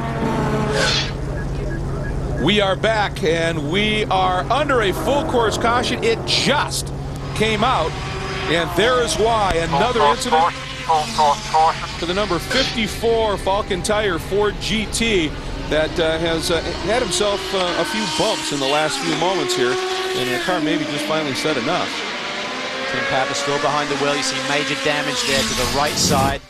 Let's take a look what happened. Pat Long there in the yellow number 6 goes to the inside of turn 7 and just turns Tim around. So see the 26 there, Frank Montani, getting on the gas a little bit earlier than Pat and takes advantage down that long back stretch, but Tim realizes severe damage and he is dead in the water there on a very dangerous part of the racetrack. So hour 12, I think that the leaders are certainly going to be in here as soon as pit lane opens. They need fuel desperately. And yeah, we're closing in on the opportunity at this point. This isn't, I would think, going to be, I mean, there's not a lot. It isn't a damage issue where you've got to fix walls or anything like that. So the opportunity is there for this to be a relatively quick yellow, but still it's going to take a few minutes, and that should play well into what's going on here. Now, we've talked about, we've seen the number 40, the Ford GT, the Silver Pilati entry, and the number 54 entry here, and this is a brand new program, and Kevin Dorn has taken these cars and has decided to see if he can convert them into top flight contenders in GT, and we visited with him a little bit about this program. It's interesting. When I put together Black Swan Racing, we looked at a lot of options, and the fact that we could have a direct relationship with Kevin Doran, the manufacturer of the Ford GT, was probably the biggest factor in our decision. Ford, of course, built this car in 04, 05, 06, and their designers looked at the original Ford GT and basically did a modern version of the original car. So they tried to preserve the heritage, preserve the quality or the feel of the original car and modernize it. So it's actually pretty incredibly similar looking to the original car. If you put them side by side, it's like, whoa, it's maybe 5 years newer, you know, but in fact it's more like 30 years newer. The Ford GT had such an amazing history at Le Mans, and for Black Swan Racing and Falcon Tires, we wanted to have a vehicle that really would be a fan favorite, be a hero car on TV, and also, you know, mid-engine, big American V8. I mean, it's just an amazing car to drive. That's a car born from an amazing pedigree. You think back to the success of the original Ford GT40s in the 60s at Le Mans, and that sort of retro magic lives once again with these machines, and Kevin Doran is trying to make them come back to life in racing mode, and the development continues, and at each race you continue to see them get quicker and quicker. It's just going to take a little bit of time because they're going up against a couple of manufacturers in particular who've been doing this for a while. It's a tough road when you're dealing with Ferrari and Porsche and trying to match their pace. Very difficult indeed. There we see the car stranded there, no wrecker out on site, so this will take a little bit of while, but the pit lane will be open here. Here we go. We'll see some action. The thing to look for here, 7 car comes in with the lead as the 9 car. Now this 7 car will need less fuel to take on board. Good chance here that Penske can get in front of the Highcroft machine. Jamie?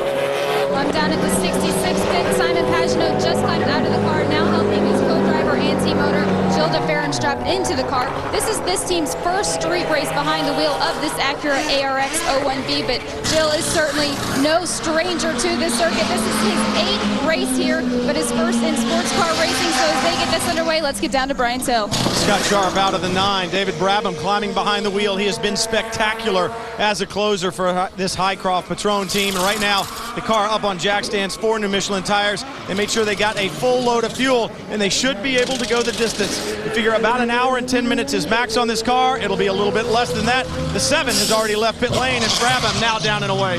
Well, this is what we expected here, because the 7 car had 23 more laps fuel on board than both the 66 and the 9. So I think both those Acura teams would have expected that to have happened there. They just rolled the dice a little bit. The timing of that yellow right around the 40-minute mark was really unfortunate for the leaders of this race. They just had to play it out. Now they've got Brabs on board and Gilles de Ferran to see if they can now take their pace back to that number 7, currently now driven, should I say, by Timo Bernhard, taken over from Romain Dumas. And just to clarify something, Kelvin, you referred to the 45-minute rule in the driver log, and what we're talking about, folks, is the driver cannot drive less than 45 minutes or more than 2 hours, which obviously would just be the reverse. So you've got to get to 45 minutes in a second before you do a driver change if you want to do just the one driver change, and that's basically what we're talking about now.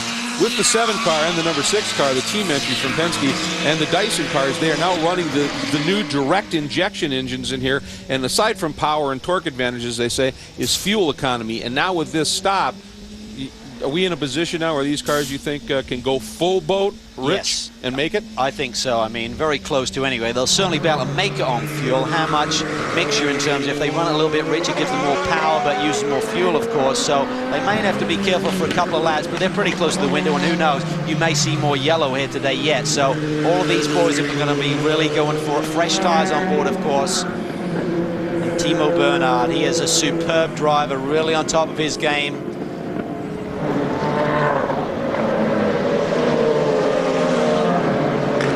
Scott Sharp was just getting congratulations from Duncan Dayton. Spectacular opening drive.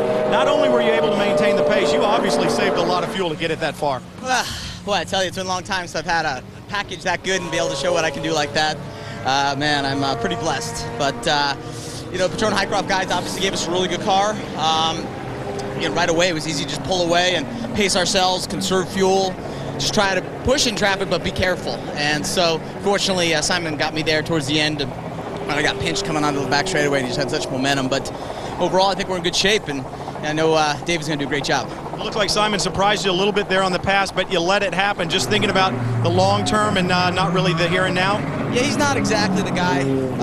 You know, we're worrying about the points right now. Obviously, like to lead if you can, but I, you know, used up a little bit of road, and he was still coming, so I figured, you know, no need to push the point right now. The tires are getting pretty old, sliding around a bit, so David's able to do it now. Another spectacular job by Scott Sharp, sorry. Jamie? I'm standing here with Simon Pagenaud. Simon, a tremendous stint for you behind the wheel of your Acura. After the heartbreak last week, how rewarding is it to come back and lead? Well, I think, you know, we had a heartbreaker the other day, but, you know, you play and you lose and you win. I think this weekend the guys prepared a very good car for the Acura engineer, and my engineer from Different Motorsport just made that Panasonic car so good. You know, it's at the beginning, to begin with, the car was a bit sliding all over the place, but at the end it was just flying, and I had so much fun. I have to say, I think this track is the most enjoyable street circuit I've ever seen. And Jill DeFerrin said the same thing. He said it certainly is a driver's circuit, so it's no wonder that Simon had such a good time behind the wheel.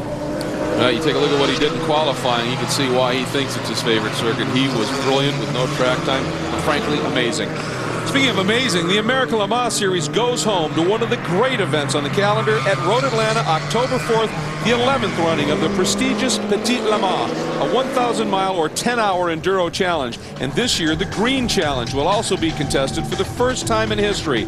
And Speed will feature all of the happenings in a special 1-hour preview broadcast on Thursday, October 2nd. So check it all out on Speed. Well, we're under caution. We're going to step away for a moment, but look at that. Duncan Dayton, he knows Scott Sharp put in a great drive here.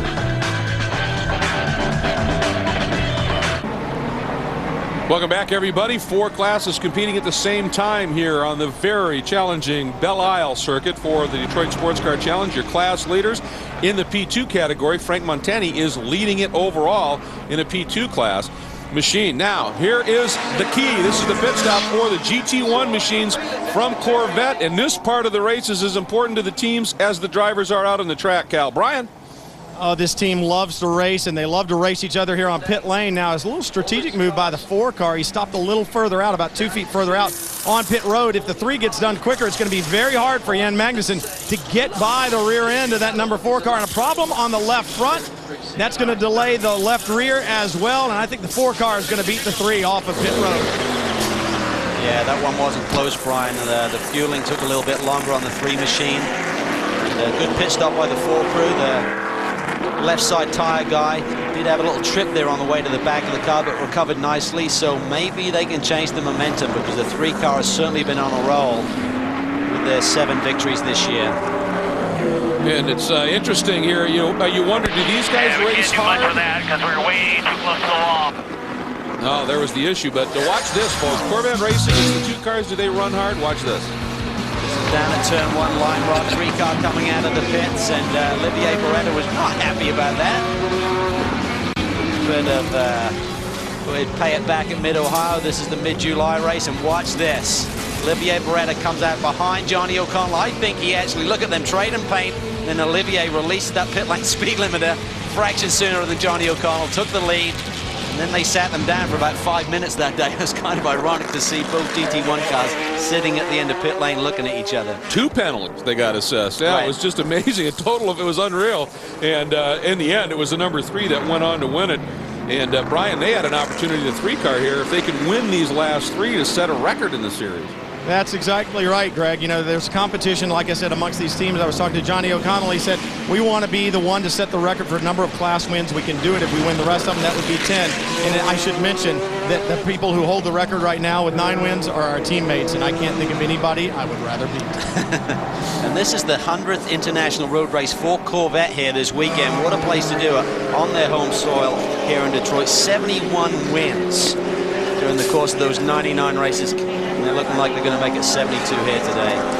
Just some interesting speculation, Kel. There's a possibility that, oh, he did not. Look at the door is open on the number 62 Ferrari. The driver's door is open, and if they cannot, he can't from the inside get that door shut and latched, that's going to be a real problem. He's working it. Nick Casalo, and he could just be doing more damage by doing that. Maybe the handle is stuck in the position that will not allow it to latch. Jamie? Well, during their pit stop, everything was perfectly normal during the driver change up until the point of time where they had to close that door. It bounced back open. The crew slammed it shut. As soon as Mika left, they told him over the radio, make sure the door's shut, make sure the door's shut. He cannot get it shut, so it looks like they are going to bring him into pit lane and see if they can help. Jamie Mello realizes immediately there's a problem. He uses a little bit of body language there, and there you see the crew. You can also see on the side of the car there's some damage to that car from some contact somewhere, and that obviously has a, big time. So he could have a problem here. Hopefully he's got it closed. We'll know when he goes around a right-hander whether that swing's open. No, I don't think it is closed. See there? There's a gap there. It's closed now. Get ready. Maybe that's the damage you're talking about, Greg, that we can see. There's still a big gap looking at it from behind. Be ready for green. Be ready for green. All right, lights out on a pace car, so next time by, we're expecting a green. Frank Montagny right there in the XM Satellite Acura is out front, and they had a great stop. They did, because they'd made a slightly later pit stop than everyone else, and just like the 7 car, they even had an advantage over the rest of the field in terms of how much fuel they had to put on board. So you see them really working the tires. The 7 car, the 66, the 9 car took tires. We're not sure about the 26 Montagny. Will he have good grip when he goes back to green here? He laid pretty far back from the pace car. Now he's built up the head of steam. Pace car's in. Here we go. 57 minutes to go. We are in full sprint mode. Everybody should be perfect on fuel. Look at the Audi there, though, Marcel Fessler. His first visit here. Remember, the Audi is always strong in race conditions, just has so much torque coming off the corners. Look there in the background. Gerardo Bonilla taking over from Ben Devlin on that pit stop, all the way up in 6th place overall, 5th in class. Great day for the BP team. Boy, they have just read it beautifully with both strategy and then pace, and doing a great job. And this Lola chassis is not usually known for being effective on bumpy tracks, but this team has obviously solved that problem. We get a report the 62 was in, and that door is now fixed. He's out. Oh, he's going to have to do a comeback drive. Ryan? I just checked in with the Andretti Green team on the 26, fuel only. So right now, Montagny out there with a good car full of fuel, but a little bit older tire. Checked in with the Michelin tire engineers, and they said, we're not worried about it. The streak's off. It will go all the way. Look at Timo, though. He's immediately putting the pressure on Frank Montagny. Can he take advantage? Montagny defends. Timo looks to the outside. This is through turn 13. And that fast sweep coming down here onto the front straightaway. That was interesting, the moves that Montagny made. He certainly defended. It's been, once he made the move, he pretty much stuck to it. And kind of a general rule with ALMS in terms of that is you can zig or zag. You can't do both. And I think there he just zigged and stayed with it. We'll see if he is able to fend off more pressure, assuming Timo is able to get back on his tail and take another run at it. Look at the Audi, though. It's right in the thick of things here. Marcel Fessler, they're a little bit tight on fuel. They don't get the mileage. Just over an hour they can go on a full tank full, we believe. So he may be a little bit tight. He may have to conserve fuel here in the early going. But the Audi last year had the lead. For an hour. Go on his old tires. Yeah, the information there being given to Timo Bernard that he's still on his old tires. Montagny defends down the inside. That will cost him lap time. This will help out Fessler, who's catching these guys in that silver and red Audi. Remember, the Audi runs in the P1 category for the more powerful but somewhat heavier cars. And these two are the P2 machines, the Acura in front of the Porsche as they come out and onto this chute. Ew, Bernard taking a look, couldn't get her done. Right? Now, the longer that Timo Bernard stays out there on the tires, the more equal those two cars will become. Now, remember, Montagny on the older tires, but as Timo Bernard wears away some of that fast, as we like to call it, over the first 4 or 5 laps, if Montagny can hold on, I believe that Bernard's edge will go away. And right behind this threesome, David Brabham has taken 4th position overall away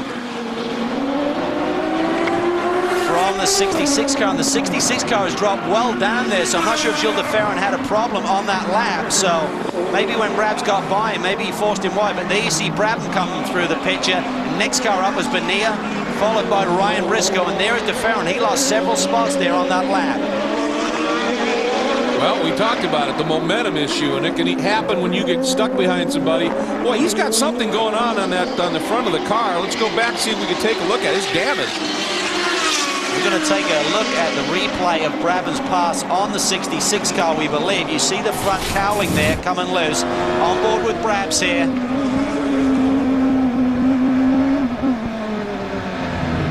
Gilles just loses the car right in front of David Brabham. That's going into the turn 5-6 area. That's James Rossiter. Donnie Wilson there, the Michelin tire engineer in the background. Didn't affect his car because Montagny is still out front, feeling the pressure from Timo Bernard.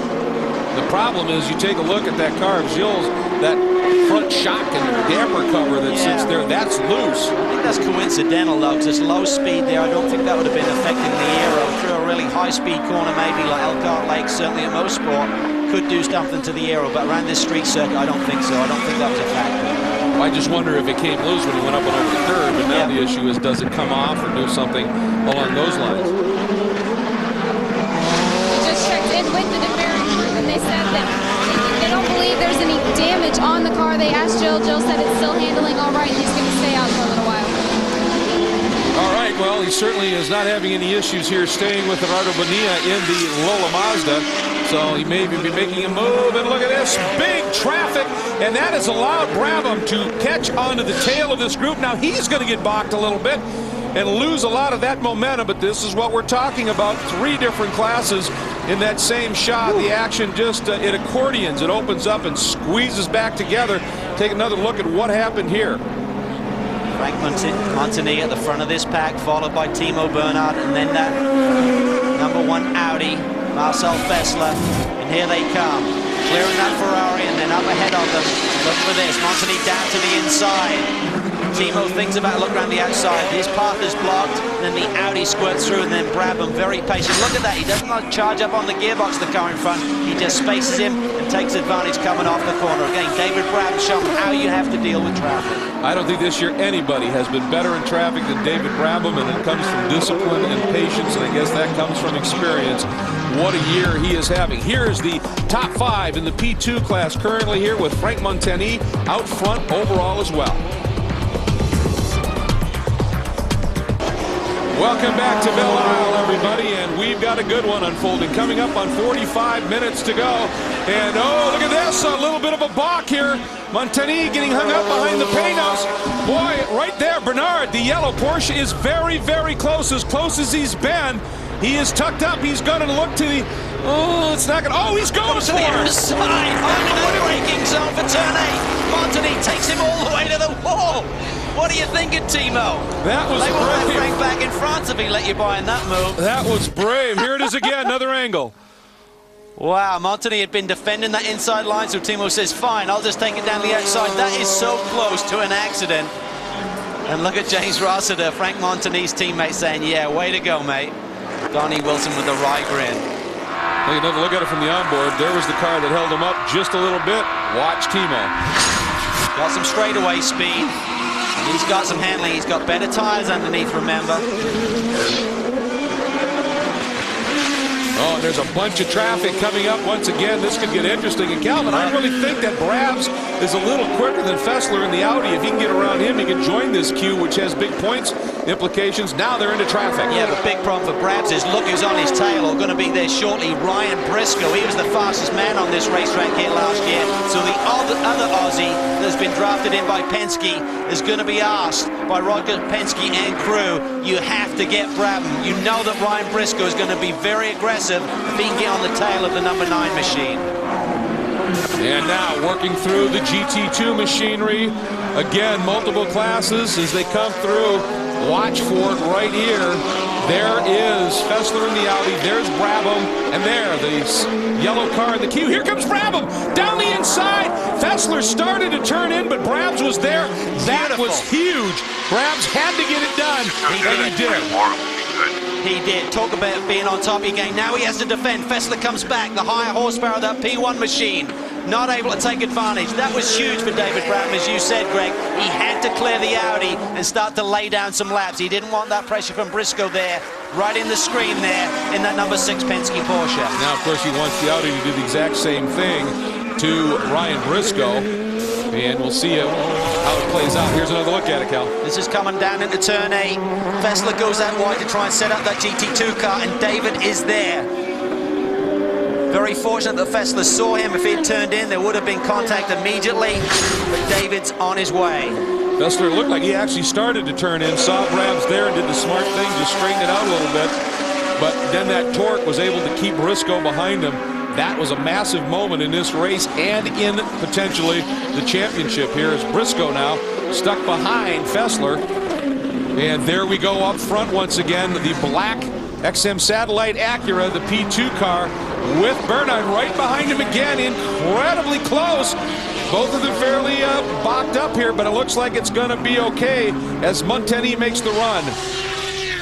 Yeah, Montagny has the run. Brian? James Rossiter down here watching his teammate battle on the racetrack. You've sat in this chair before and watched this. Didn't turn out the way you wanted to at Road America. How difficult is the traffic right now for you guys? It's really difficult. I mean, okay, now it's really more difficult, but okay, yeah, Frank's doing a great job. I mean, the thing is you can make or lose a lot in the traffic, so the team made the best possible call. The strategy this week, last week made a small mistake on that and it cost us a lot. So we made a really good strategy and we've been fast, I think, considering Frank and I have only done a few laps in the dry. So. Well, Brian, while you were doing that interview, up front, contact, and the GT2 leader, Johannes van Overbeek, right there in that orange-tinted machine was tapped by, I believe it was Bernard, and around he went. That's going to be very costly. And he slowed down a little bit there, let the 44 car. We had a 1, 2, 3 for the Flying Lizard boys. This is major disappointment for Johannes van Overbeek. Current Porsche Cup champion. Here we look at the replay. You see there, Montagny has cleared him. And there was nowhere for Timo Bernhard to go down that line. I mean, the only thing was is if Johannes stayed all the way over. Here we see Johannes is unaware that Timo was there and taken to the outside, so somewhat of a racing incident, but for Timo, well, that was a little bit of a dangerous move. Man, Calvin, I don't mean to throw the negative out here, but with the way things have been going in terms of penalties, first let's check in with Brian. Well, Van Overbeek on pit road, just a tiny mark on the back of the 46. He's back underway, but not only for the Drivers' Championship, the Manufacturers' Championship points certainly going to be affected by this. Remember, Porsche was 1, 2, 3 on the racetrack. They had gotten rid of the Ferrari, which was good news. Now they've lost one of the bullets in their gun. Guys? Well, absolutely. What I was going to talk about, Cal, with the way that contact penalties have been being assessed, if that was adjudged by Timo to be avoidable contact and it's a penalty and a stop, oh boy, in terms of the championship, well, obviously we have to see how that plays out, but I wouldn't make that kind call. of issue I happening. agree with you, Greg. It's something you'd need to look at, but I think it was somewhat of a racing incident, and certainly these Flying Lizard boys have been beat up a little bit this year, but that is the championship leader. That would be a huge call to make, to stop and go Timo Bernhard.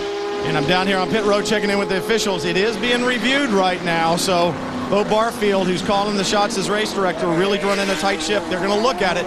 No call yet, but it's certainly under review. And I think we have to say, it was just a tough break for this number 46 machine. They had an amazing strategy of going forever on the tank. Got a lap up, we think, during a pace car period. Managed to do their lone stop and keep the lead. Things were looking so good. And then to have that happen, and now, of course, well, there's a little bit of a bob and weave, wasn't it? Yeah. Nico Salo trying to make his way back through the field after stopping to have that door fixed. He will be very aggressive and charging hard. Well, it's going to be interesting. We've got a couple of things to follow here. How the 46 fares. It looks like the car is okay. And, of course, what happens up in that P2 battle with Timo Bernhard and the Penske. Meanwhile, Frank Montagny continues to lead overall and in P2 here with the Audi of Fessler, 4th overall, leading P1. I'm David Brabham, and you are watching the American Le Mans Series on Speed. Welcome back to Belle Isle, a battle royale unfolding right now. But some interesting developments may be in play. You are looking at the black Acura, the XM Satellite, Andretti Green Racing Acura, Frank Montagny, who is leading overall. Right behind him, 2nd overall, 2nd in the P2 category, is the DHL Global Mail Penske Porsche Spyder in the hands of Timo Bernhard. Then behind them is David Brabham, who was in the battle with Bernhard and his teammate in the points. But after that contact, which we had seen just a little bit ago, you just saw it, the black flag has been given to Timo Bernhard in the number 7 Cal. A stop and go for avoidable contact with the 46. Even the team said it was wrong. Wow, Tim Cindric saying stay out for now. You can see a little bit of damage there to the left side of the nose. You see it there, piece of the bodywork, diplane possibly sticking up. Timo Bernhard saw that black flag, and Tim Cindric is going to fight this one. The officials will be down there. They're not going to give them long, otherwise they'll stop scoring him. Huge implications in the championship with Brab sitting right there in 3rd to boot. Let's go back and take another look at it, Cal. Here you see Johannes van Overbeek tries to come back on the racing line, and Timo was halfway alongside of him. As you said, Greg, an ill-advised move and a very aggressive move. And we'd seen Timo earlier in the race try and make an outside move down on the entry to turn 8, so he's feeling the heat. This is what this championship situation is doing. They've seen a 24-point lead go all the way down to 10 at the last round, and now they're feeling the heat of the numbers 9 car, the Highcroft team, really starting to bring it to them. But meanwhile, Frank Montagny still at the front of this field, and Timo has not pitted. And you know, that is the first hint of a mistake I have ever seen as they give him the black again with some vigor I've ever seen out of Timo Bernhard. And as you said, that first move around the outside, you know, pressure can force mistakes like that when you just try to do too much. And maybe that's exactly what we're seeing. Timo usually picture perfect with wicked speed, but an error here that may be incredibly costly. But you never know. With the Penske boys, they may be working out the strategy, trying to work out, can he pull a big enough gap? And when he makes that stop and go penalty, will he be in better shape in terms of traffic? So they'll work every angle. Maybe they can buy a few laps by arguing the situation. When they bring him in, he may be in better shape.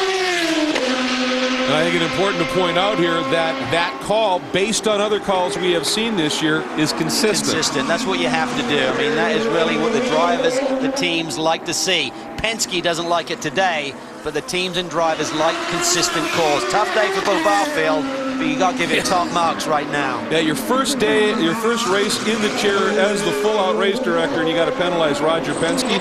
Well, I'll tell you, that's when you earn your salt. Here we go. The 37 Intersport machine is in. That's the Lola from this team, a remarkable team. They are just such, you know, the Davids versus the Goliath so often, and today just not happening. We've had some little issues with that AER engine, you know, power issues and turbo issues. They have, and talking to John Field this week, good news is that John Faulkner had this massive crash at Mosport a week ago, is okay, and they're looking to purchase a new car in time for Petit and have 2 entries back for the next round of this championship. You mentioned the consistency thing. You know, obviously Penske and the team will be very upset here, but if they truly believe that if another car makes that kind of a move, they will get the exact same penalty, then that's okay, because obviously you'll be upset at the time. We're going to need to stop this time. It's the most ridiculous thing I've ever seen in racing. Tim Cindric there saying you're going to have to stop this time. It's the most ridiculous thing I've ever seen.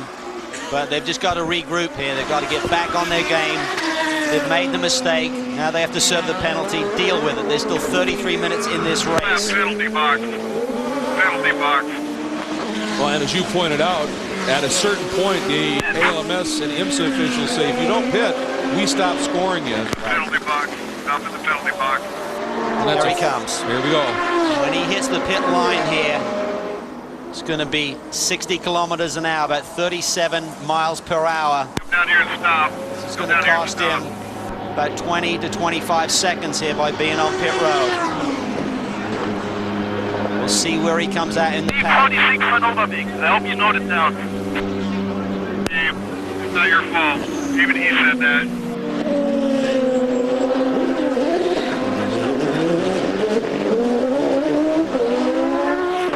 He's coming out maybe in about the 7th spot, somewhere in that region. We'll have to wait for the timing and scoring to recycle here. A little bit of damage there, lose a little bit of front downforce on that car with that dive plane that's askew on the left front.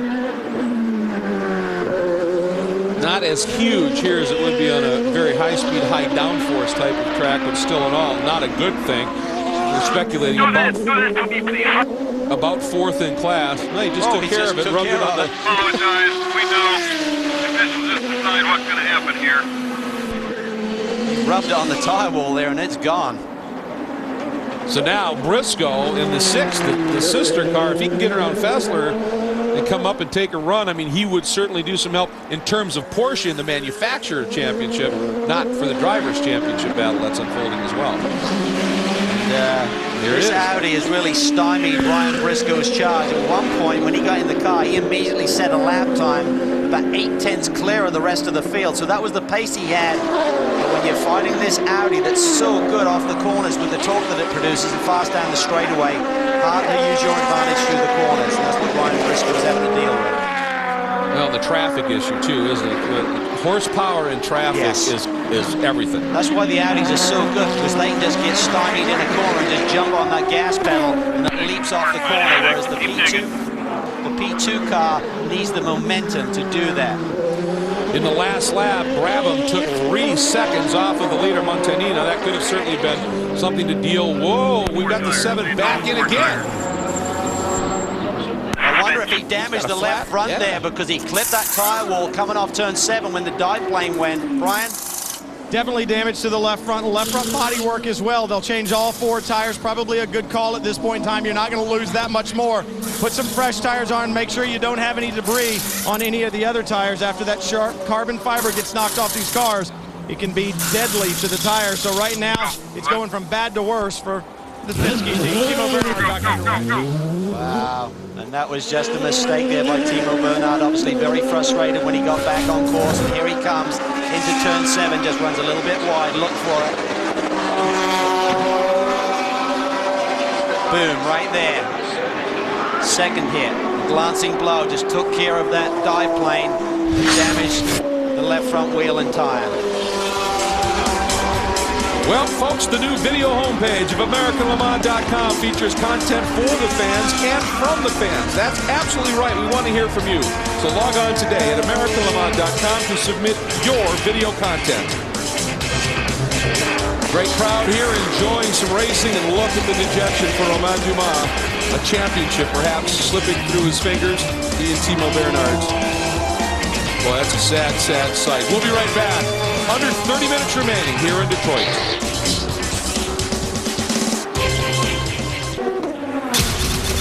Tomorrow, the Rolex Sports Car Series storms Thunderbolt Raceway for the first time, and with only 2 races to go, the GT Championship is up for grabs. Don't miss live coverage from New Jersey tomorrow at 1 Eastern, only on Speed. And let's get right down to Brian with our Michelin tire tip.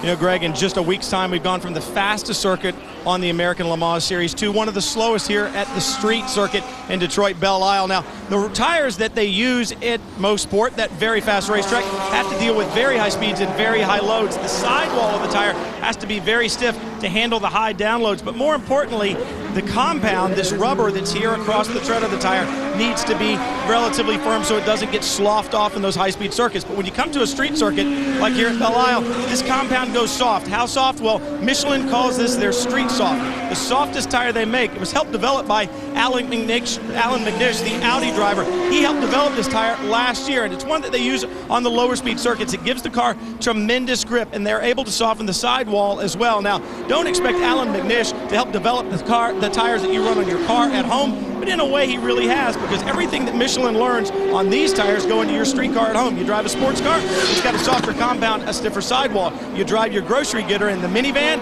well, it's got a little softer compound, but a little stiffer sidewall, so you got a good soft ride and long-lasting tire compound as well. So everything they learn here on the racetrack transfers to your car at home. Greg?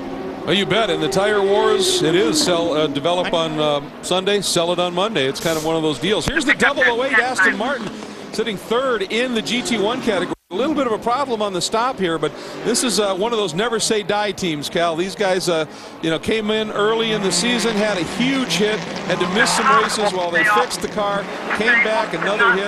They keep showing up, and it's a great program run by somebody with a tremendous history in motorsport. Yeah, Jim Belle does a tremendous job, and we really have to give a shout out to the car owner, Michael Fuchs. He's really been behind this program. A lot of damage with those 2 big hits, but they keep staying in there. We understand there was some tire build upgrading this last stop, so Terry Borscheller wasn't liking the feel behind the wheel, and he'll go back out there, and the team is just really learning and gathering data on these Dunlop tires, and I think come Petit, they'll be a little bit stronger. Expect them to have a great showing there next month. Here's a look at the number 20. That is one of the 2 Dyson Thetford Norcold Porsche Spyders. Butch Leitzinger behind the wheel. And that car currently running 8th in class, 9th overall right now. And it has been a real roller coaster ride for this team and these cars this year. They are not getting quite the development that the Penske cars are. That's the official development team. And then when the bits are developed, they end up here. They've had great runs, podiums at Road America, a lot of speed, and then they'll have an off run, and that's what's been happening. Now behind them is the team car that is having an absolutely stellar battle. It's actually in front of them on the track, but behind them on the track itself right now, Chris Dyson in the 16 and the number 8 Mazda of Bonilla having a stellar run. He really is, and look who's right behind him. That's Timo Bernhard, who had that stop-and-go penalty and then a subsequent stop for changing that right front tire. So he's on a charge, but great run by Bonilla. He's never seen this track before. It's only about 8 dry laps underneath his belt prior to the start here today, so he's certainly holding his own, putting the pressure on Chris Dyson. So it's really a question of the little team that's really getting a lot out of this program with BK Motorsports taking on the big guns of Penske and Dyson. And then coming up behind both of them, take a look. It's the number 7 of Bernhard, who's just trying to salvage something. And behind him, your overall race leader, Montagny, trying to put him a lap down, which in the Porsche Acura battle, it would be huge at this point to be able to do that. So we're in this traffic run here right now, Cal. Well, Montagny is certainly having another great run here. They've had 2 potential wins taken away from them. I don't believe they called the right strategy at Mosport. And then when Montagny was in this very position at Elkhart Lake, he made a move on some slower GT2 traffic, had contact, their day was over. So certainly they've shown speed since this man, Montagny, has been behind the wheel. And Brabham, as you see right behind there, has just set the fastest lap of the race and is closing in. He has trimmed another second off that margin of Montagny. Obviously, traffic here playing a role. Here comes Bernhard down underneath Bonilla. Here he comes. And here comes Brabs. He really has sliced into that lead with Montagny having to deal with this traffic. Bonilla certainly holding his own. This is kind of a key here. Should things finish as they stand right now in the P2 points, Charles Brabham would take the lead over Dumas and Bernhard in the Drivers' Championship. Long would be a distant third at this point, and obviously things would turn as well in the Manufacturers' title. So, boy, I'll tell you, this race here in Detroit, we set it up at the top of the show, Cal. One mistake can have devastating effects on your title run, and we have seen that played out right now as we watch Montagny trying to work through traffic. We hop on board with Brabs as he is trying to do the same. That margin just went from just a tick under 4 seconds to just a tick over 1. It is that close as we are closing in here in Detroit.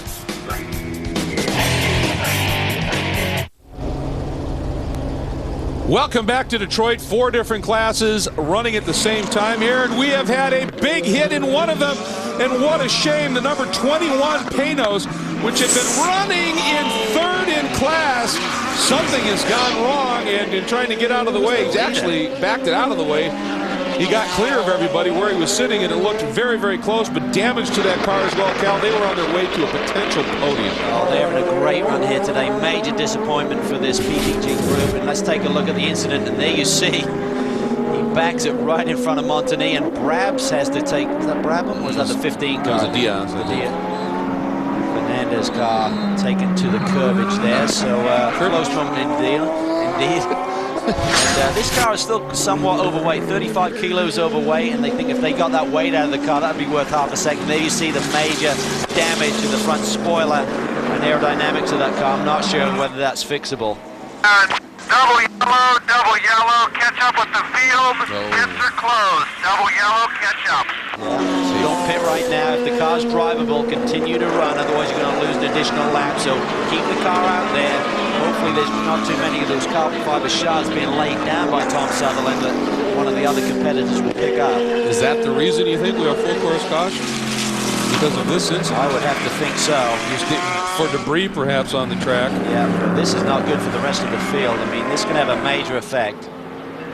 Just checked in with Tom Milner. They will not be able to do the repairs needed on that car to keep the downforce consistent. They were having a great run. They said this is the best tire that Yokohama has given them so far this season. We're really looking for that podium finish.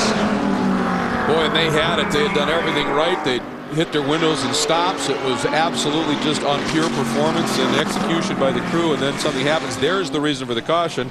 Large bits of debris out on the course, Cal. Tom Milner Sr. said, you know, we're basically the first of the have-nots, and he also said that, you know, how much I hate drivers. He said, well, I got my son running for me now, and he said he's actually getting pretty good. He's going to be a pain in the neck pretty soon. So just having good fun down there and really starting to build this program. A lot of development to that car, totally different tail, kind of a swoopy tail on that car since the middle of the season, which we'll be seeing on the Panos Esperanti road cars here during their next production run. Yeah, that has really come along, as has Yokohama. I mean, obviously, Yokohama has stepped it up. and have, as they said, they had the best tire that they've had. They continue to do some development work here, and it is certainly, by pure performance, as we have seen here, paying dividends. We hop on board now with Briscoe, but there is a report that the number 7, which of course is Timo Bernhard, they may have some tire rub.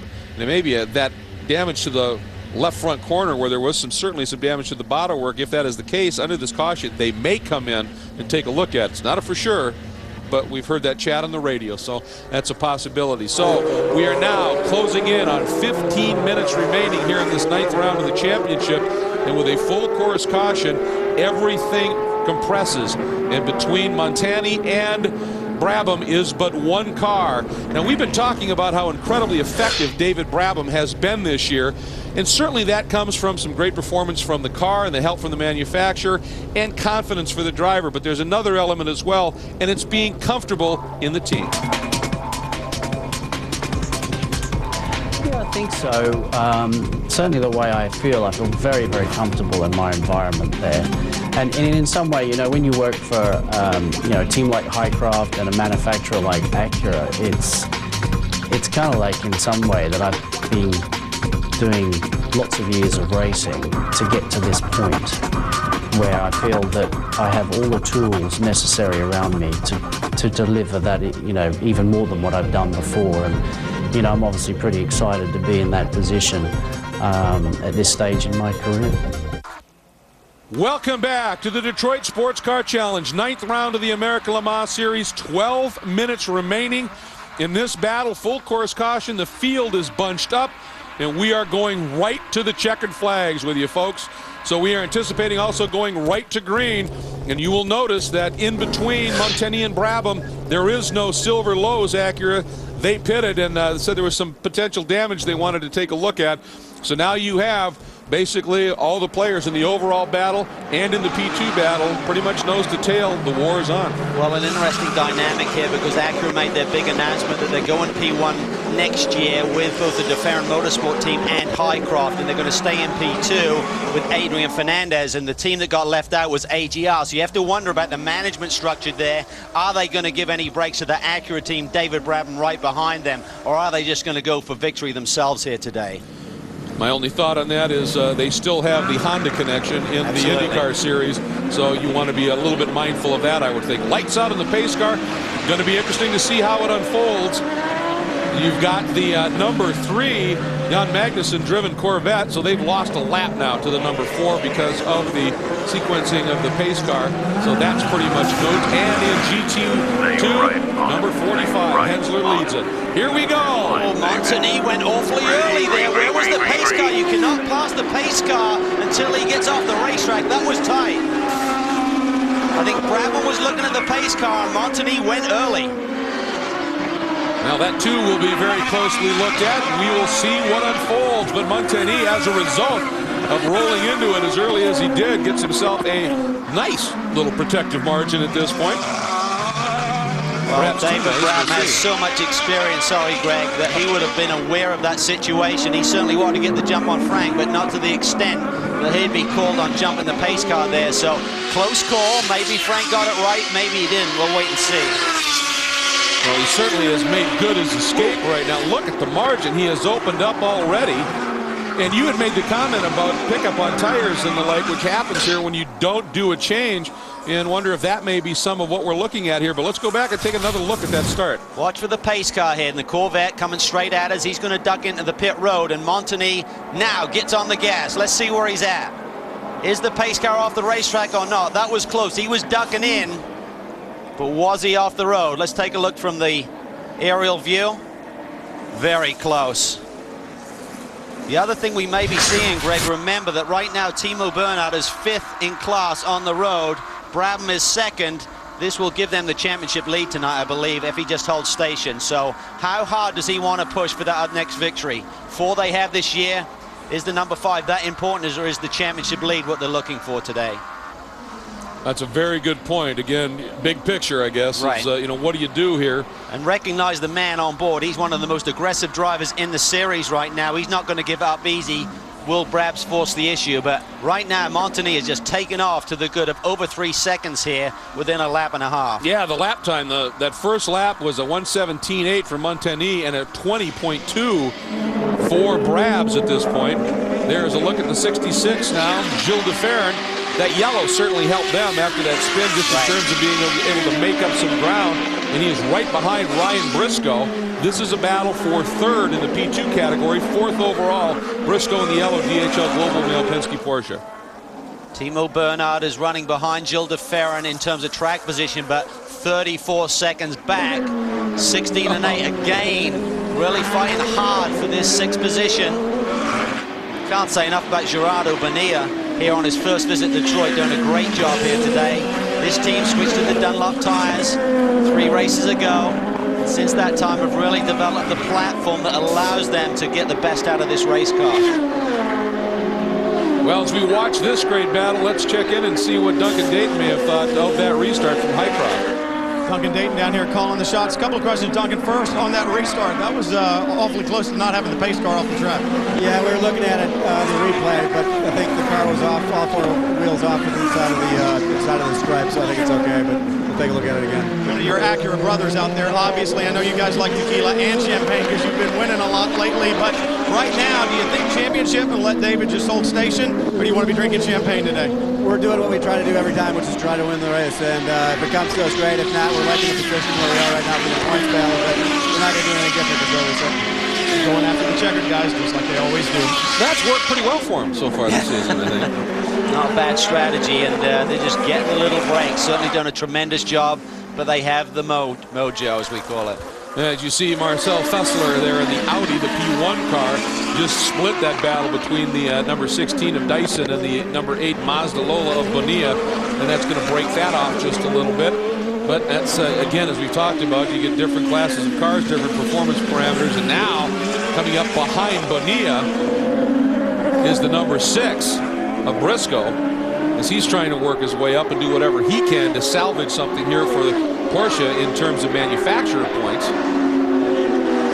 Down through turn 1. Well, he's pulling double duty here this weekend, and as soon as he got in the race car in this morning's warm-up, he immediately shot to the top of the charts, because most of these drivers haven't had a lot of track time, and certainly Ryan has in the IRL session. So we just heard a potential, we'll have to clarify this, but possibly the 6 might pit. I don't know if that's relative to fuel or some issues. He's certainly being aggressive. Takes a look underneath Bonilla.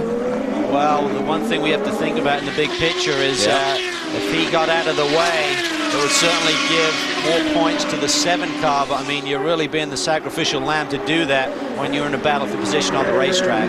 Of course, Ryan Briscoe not in the points chase. Pat Long, however, is. Not for the lead, but certainly in position. I think that's a very good point. They did exactly that similar deal at Mosport, and it was just a stop. They looked at it, and excuse me, that was Road America, and pretty much played that game. You're not supposed to play, you know, team rules and team orders and everything, but you know, you can come up with a reason. Sure, you can legitimize it and say, well, we thought driver needed an ice cream or something. Something legit. A chalk ice. Chalk ice. He's in. And that is going to be huge. Bernhard will make the move. Meanwhile, speaking of making a move, look at this. de Ferran down underneath 16, excuse me. That was not for position per se, but still, just he's trying to stay in the hunt, stay as close as he can to Fessler. Let me see. Ford tire, I think we've got a puncture. Ford tires think we have a puncture. Now we'll wait and see. Not the speediest Penske pit stop I've seen before, but enough said.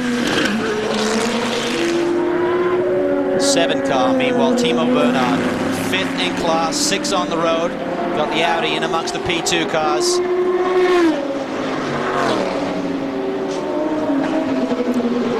And there goes the 7 of Bernhard. He is by. Oh, imagine that.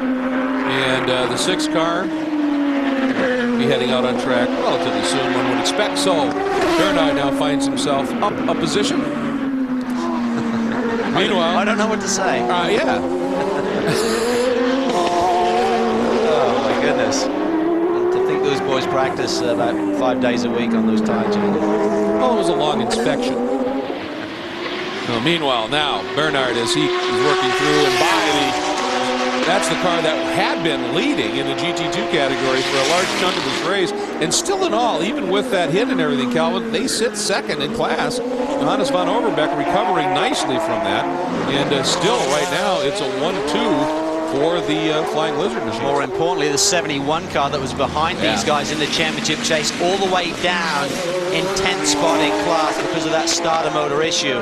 Dirk Mueller is running on the racetrack, but many laps down today, so they're just in damage control mode. But meanwhile, these boys certainly doing everything right in terms of strategy, and the drivers have done a tremendous job here today as well.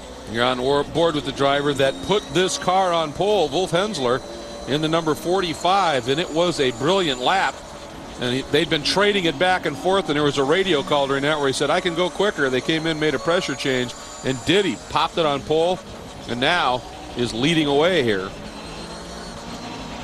I mean, superb driver pairing, Wolf Hensler and Jörg Bergmeister, and they just have stretching it out here. They came in with a 10-point lead. That balloons now up to 29 points as we head to Petit Le Mans. Now remember, there are bonus points available at the next 2 rounds. There's a 10-point bonus at Petit, a 5-point in the 4-hour race at Laguna Seca, but that doesn't matter if you finish because everyone gets that bonus. What matters is if you DNF in those 2 races. That's where it gets very costly. You take a look, you look at what happened to the 71 car at Sebring. That's the difference, the bonus points that they didn't really get there, and the bonus points that the 45 did. That's pretty much the spread coming in here. Now, of course, that's going to get extended even more. Meanwhile, Frank Montagny continues to run laps a couple of seconds quicker than Brabs. Again, some of it is of course traffic induced, but I don't think there's any question that Montagny is driving this thing absolutely flat out right now. He is. This team really deserves a victory. They've done a tremendous job in really revamping this whole organization. I mean, they're pretty much in the doldrums. They had to make some really major changes with their driver lineup, with no disrespect to the guys who were in the car earlier in the season. They just didn't seem to have the energy within the team. The chemistry wasn't there, so they had to shake things up.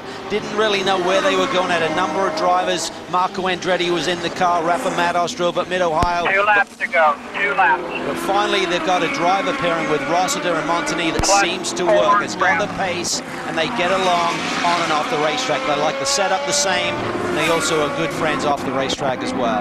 And you know, you look back to last year, the first win ever for the Acura camp came because of the efforts of Andretti Green Racing, and there is Kim Green taking a look at the activity and going to be liking this.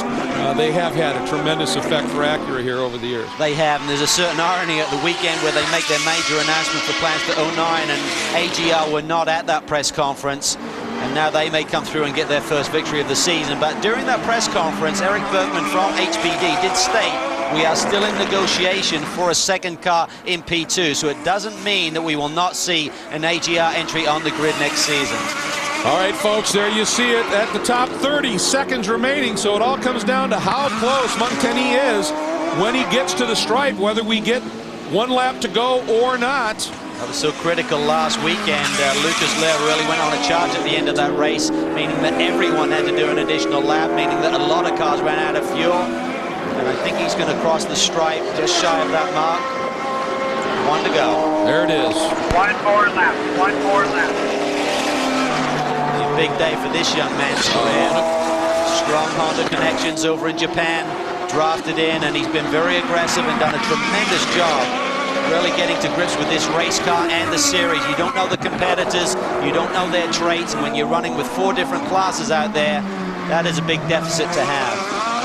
And what an adaptation he has made. I mean, he got in and was quick from the get-go and has understood it certainly seems the nuances of multi-class racing, has picked up on it and has been very quick. And in terms of raw speed, when you want to look at some of these data, I don't know you can find anybody better than Montagny.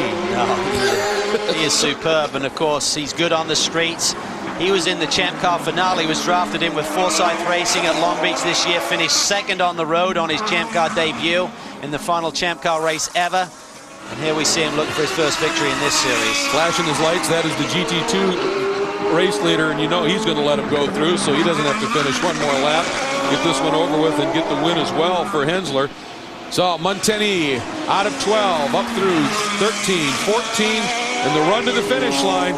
Andretti Green Racing, the XM Satellite Acura, and the ever-quick Frank Montagny is going to bring it home. A great win at the Detroit Sports Car Challenge at Belle Isle. Great job, man. Great job. There's a big weight off the shoulders of that team. Finally bringing it home. Great job today, guys. You deserve this one. Without doubt. They've been very fast all season long and finally put it together. Since Montagny showed up, that car has had tremendous pace. The 45 did get the win in the GT2 category as it came through, and there's the #1 of Marcel Fessler. I think another great story. You see him shaking the fist. Only second time in an Audi R10, and coming to a street course like this. Pretty remarkable for Marcel Fessler since he's come over, and there is Montagny. Very happy, deservedly so, and we'll visit with him when we come back. Back at Belle Isle, this 9th round of the championship, the Detroit Sports Car Challenge was a cracker, no question about it. Some very exciting activities.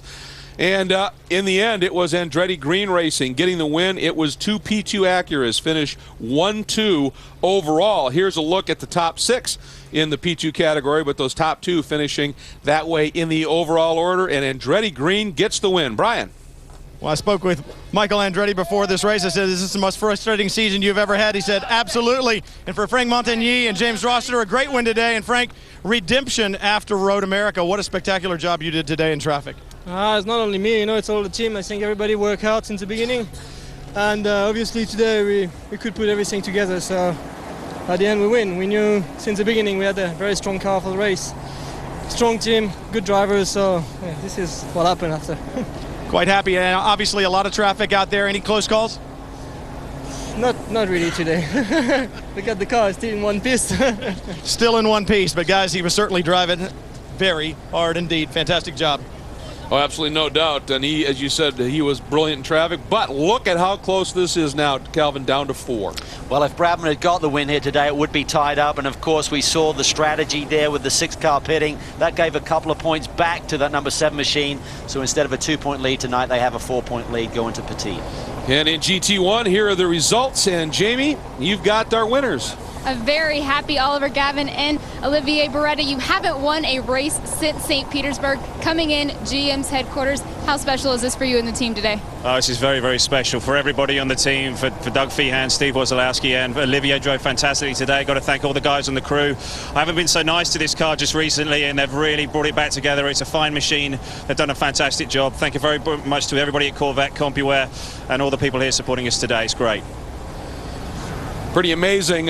They've run 100 races, Corvette Racing has, around the world. This was their 72nd win. Nicely done. Now, in the P1 category, as you can see, Pirro and Fessler, a remarkable run by especially the newcomer to that team. Brian? Marcel Fessler takes his first win in American Le Mans Series competition in the Audi. When we spoke at Road America, your first race, you said, I'm just taking it easy and doing my job. Your job brought you the checkered flag today. Yeah, the job was doing quite tough because here you're always so close between the ball. It's a dancing in between, and it was really tough work, but the car was unbelievable to drive, and I was happy that I was so consistent. And I think Manuele did the first job, so I could just overtake and then bring it home, but it was really nice. Congratulations, great win.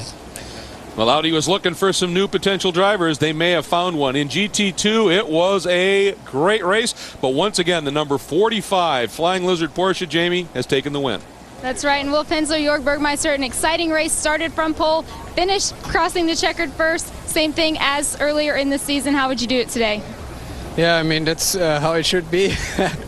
Finish, yeah, it was a great race today in the beginning, and when I was leading in the beginning of the race and had the 2 Ferraris and 1 other Porsche behind me, it was very hard. But obviously it was hard for them to overtake, and we lost a little bit in the beginning of the race, but when Jörg got in the car, he was 5th. Yeah, we lost something, but finally this was our strategy which brought us back at the end of the race. Good strategy it was, guys.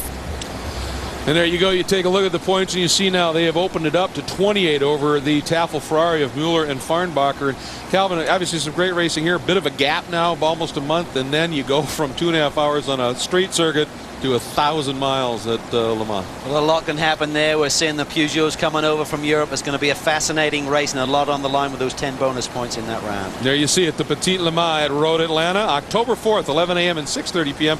That'll be on Speed, and then the season finale on NBC October 20th, 2 p.m. Eastern time. And we've got championships to be decided.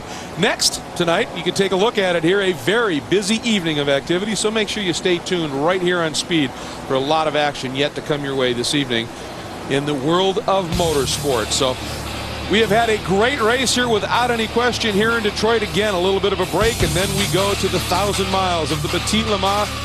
2 races yet to go. Championships have closed up. Other championships have opened up, but lots can happen in bonus points in these last 2 races. It is going to be spectacular. For everybody here at Speed, thanks so much for joining us. It's been a treat, and congratulations to Andretti Green and Acura.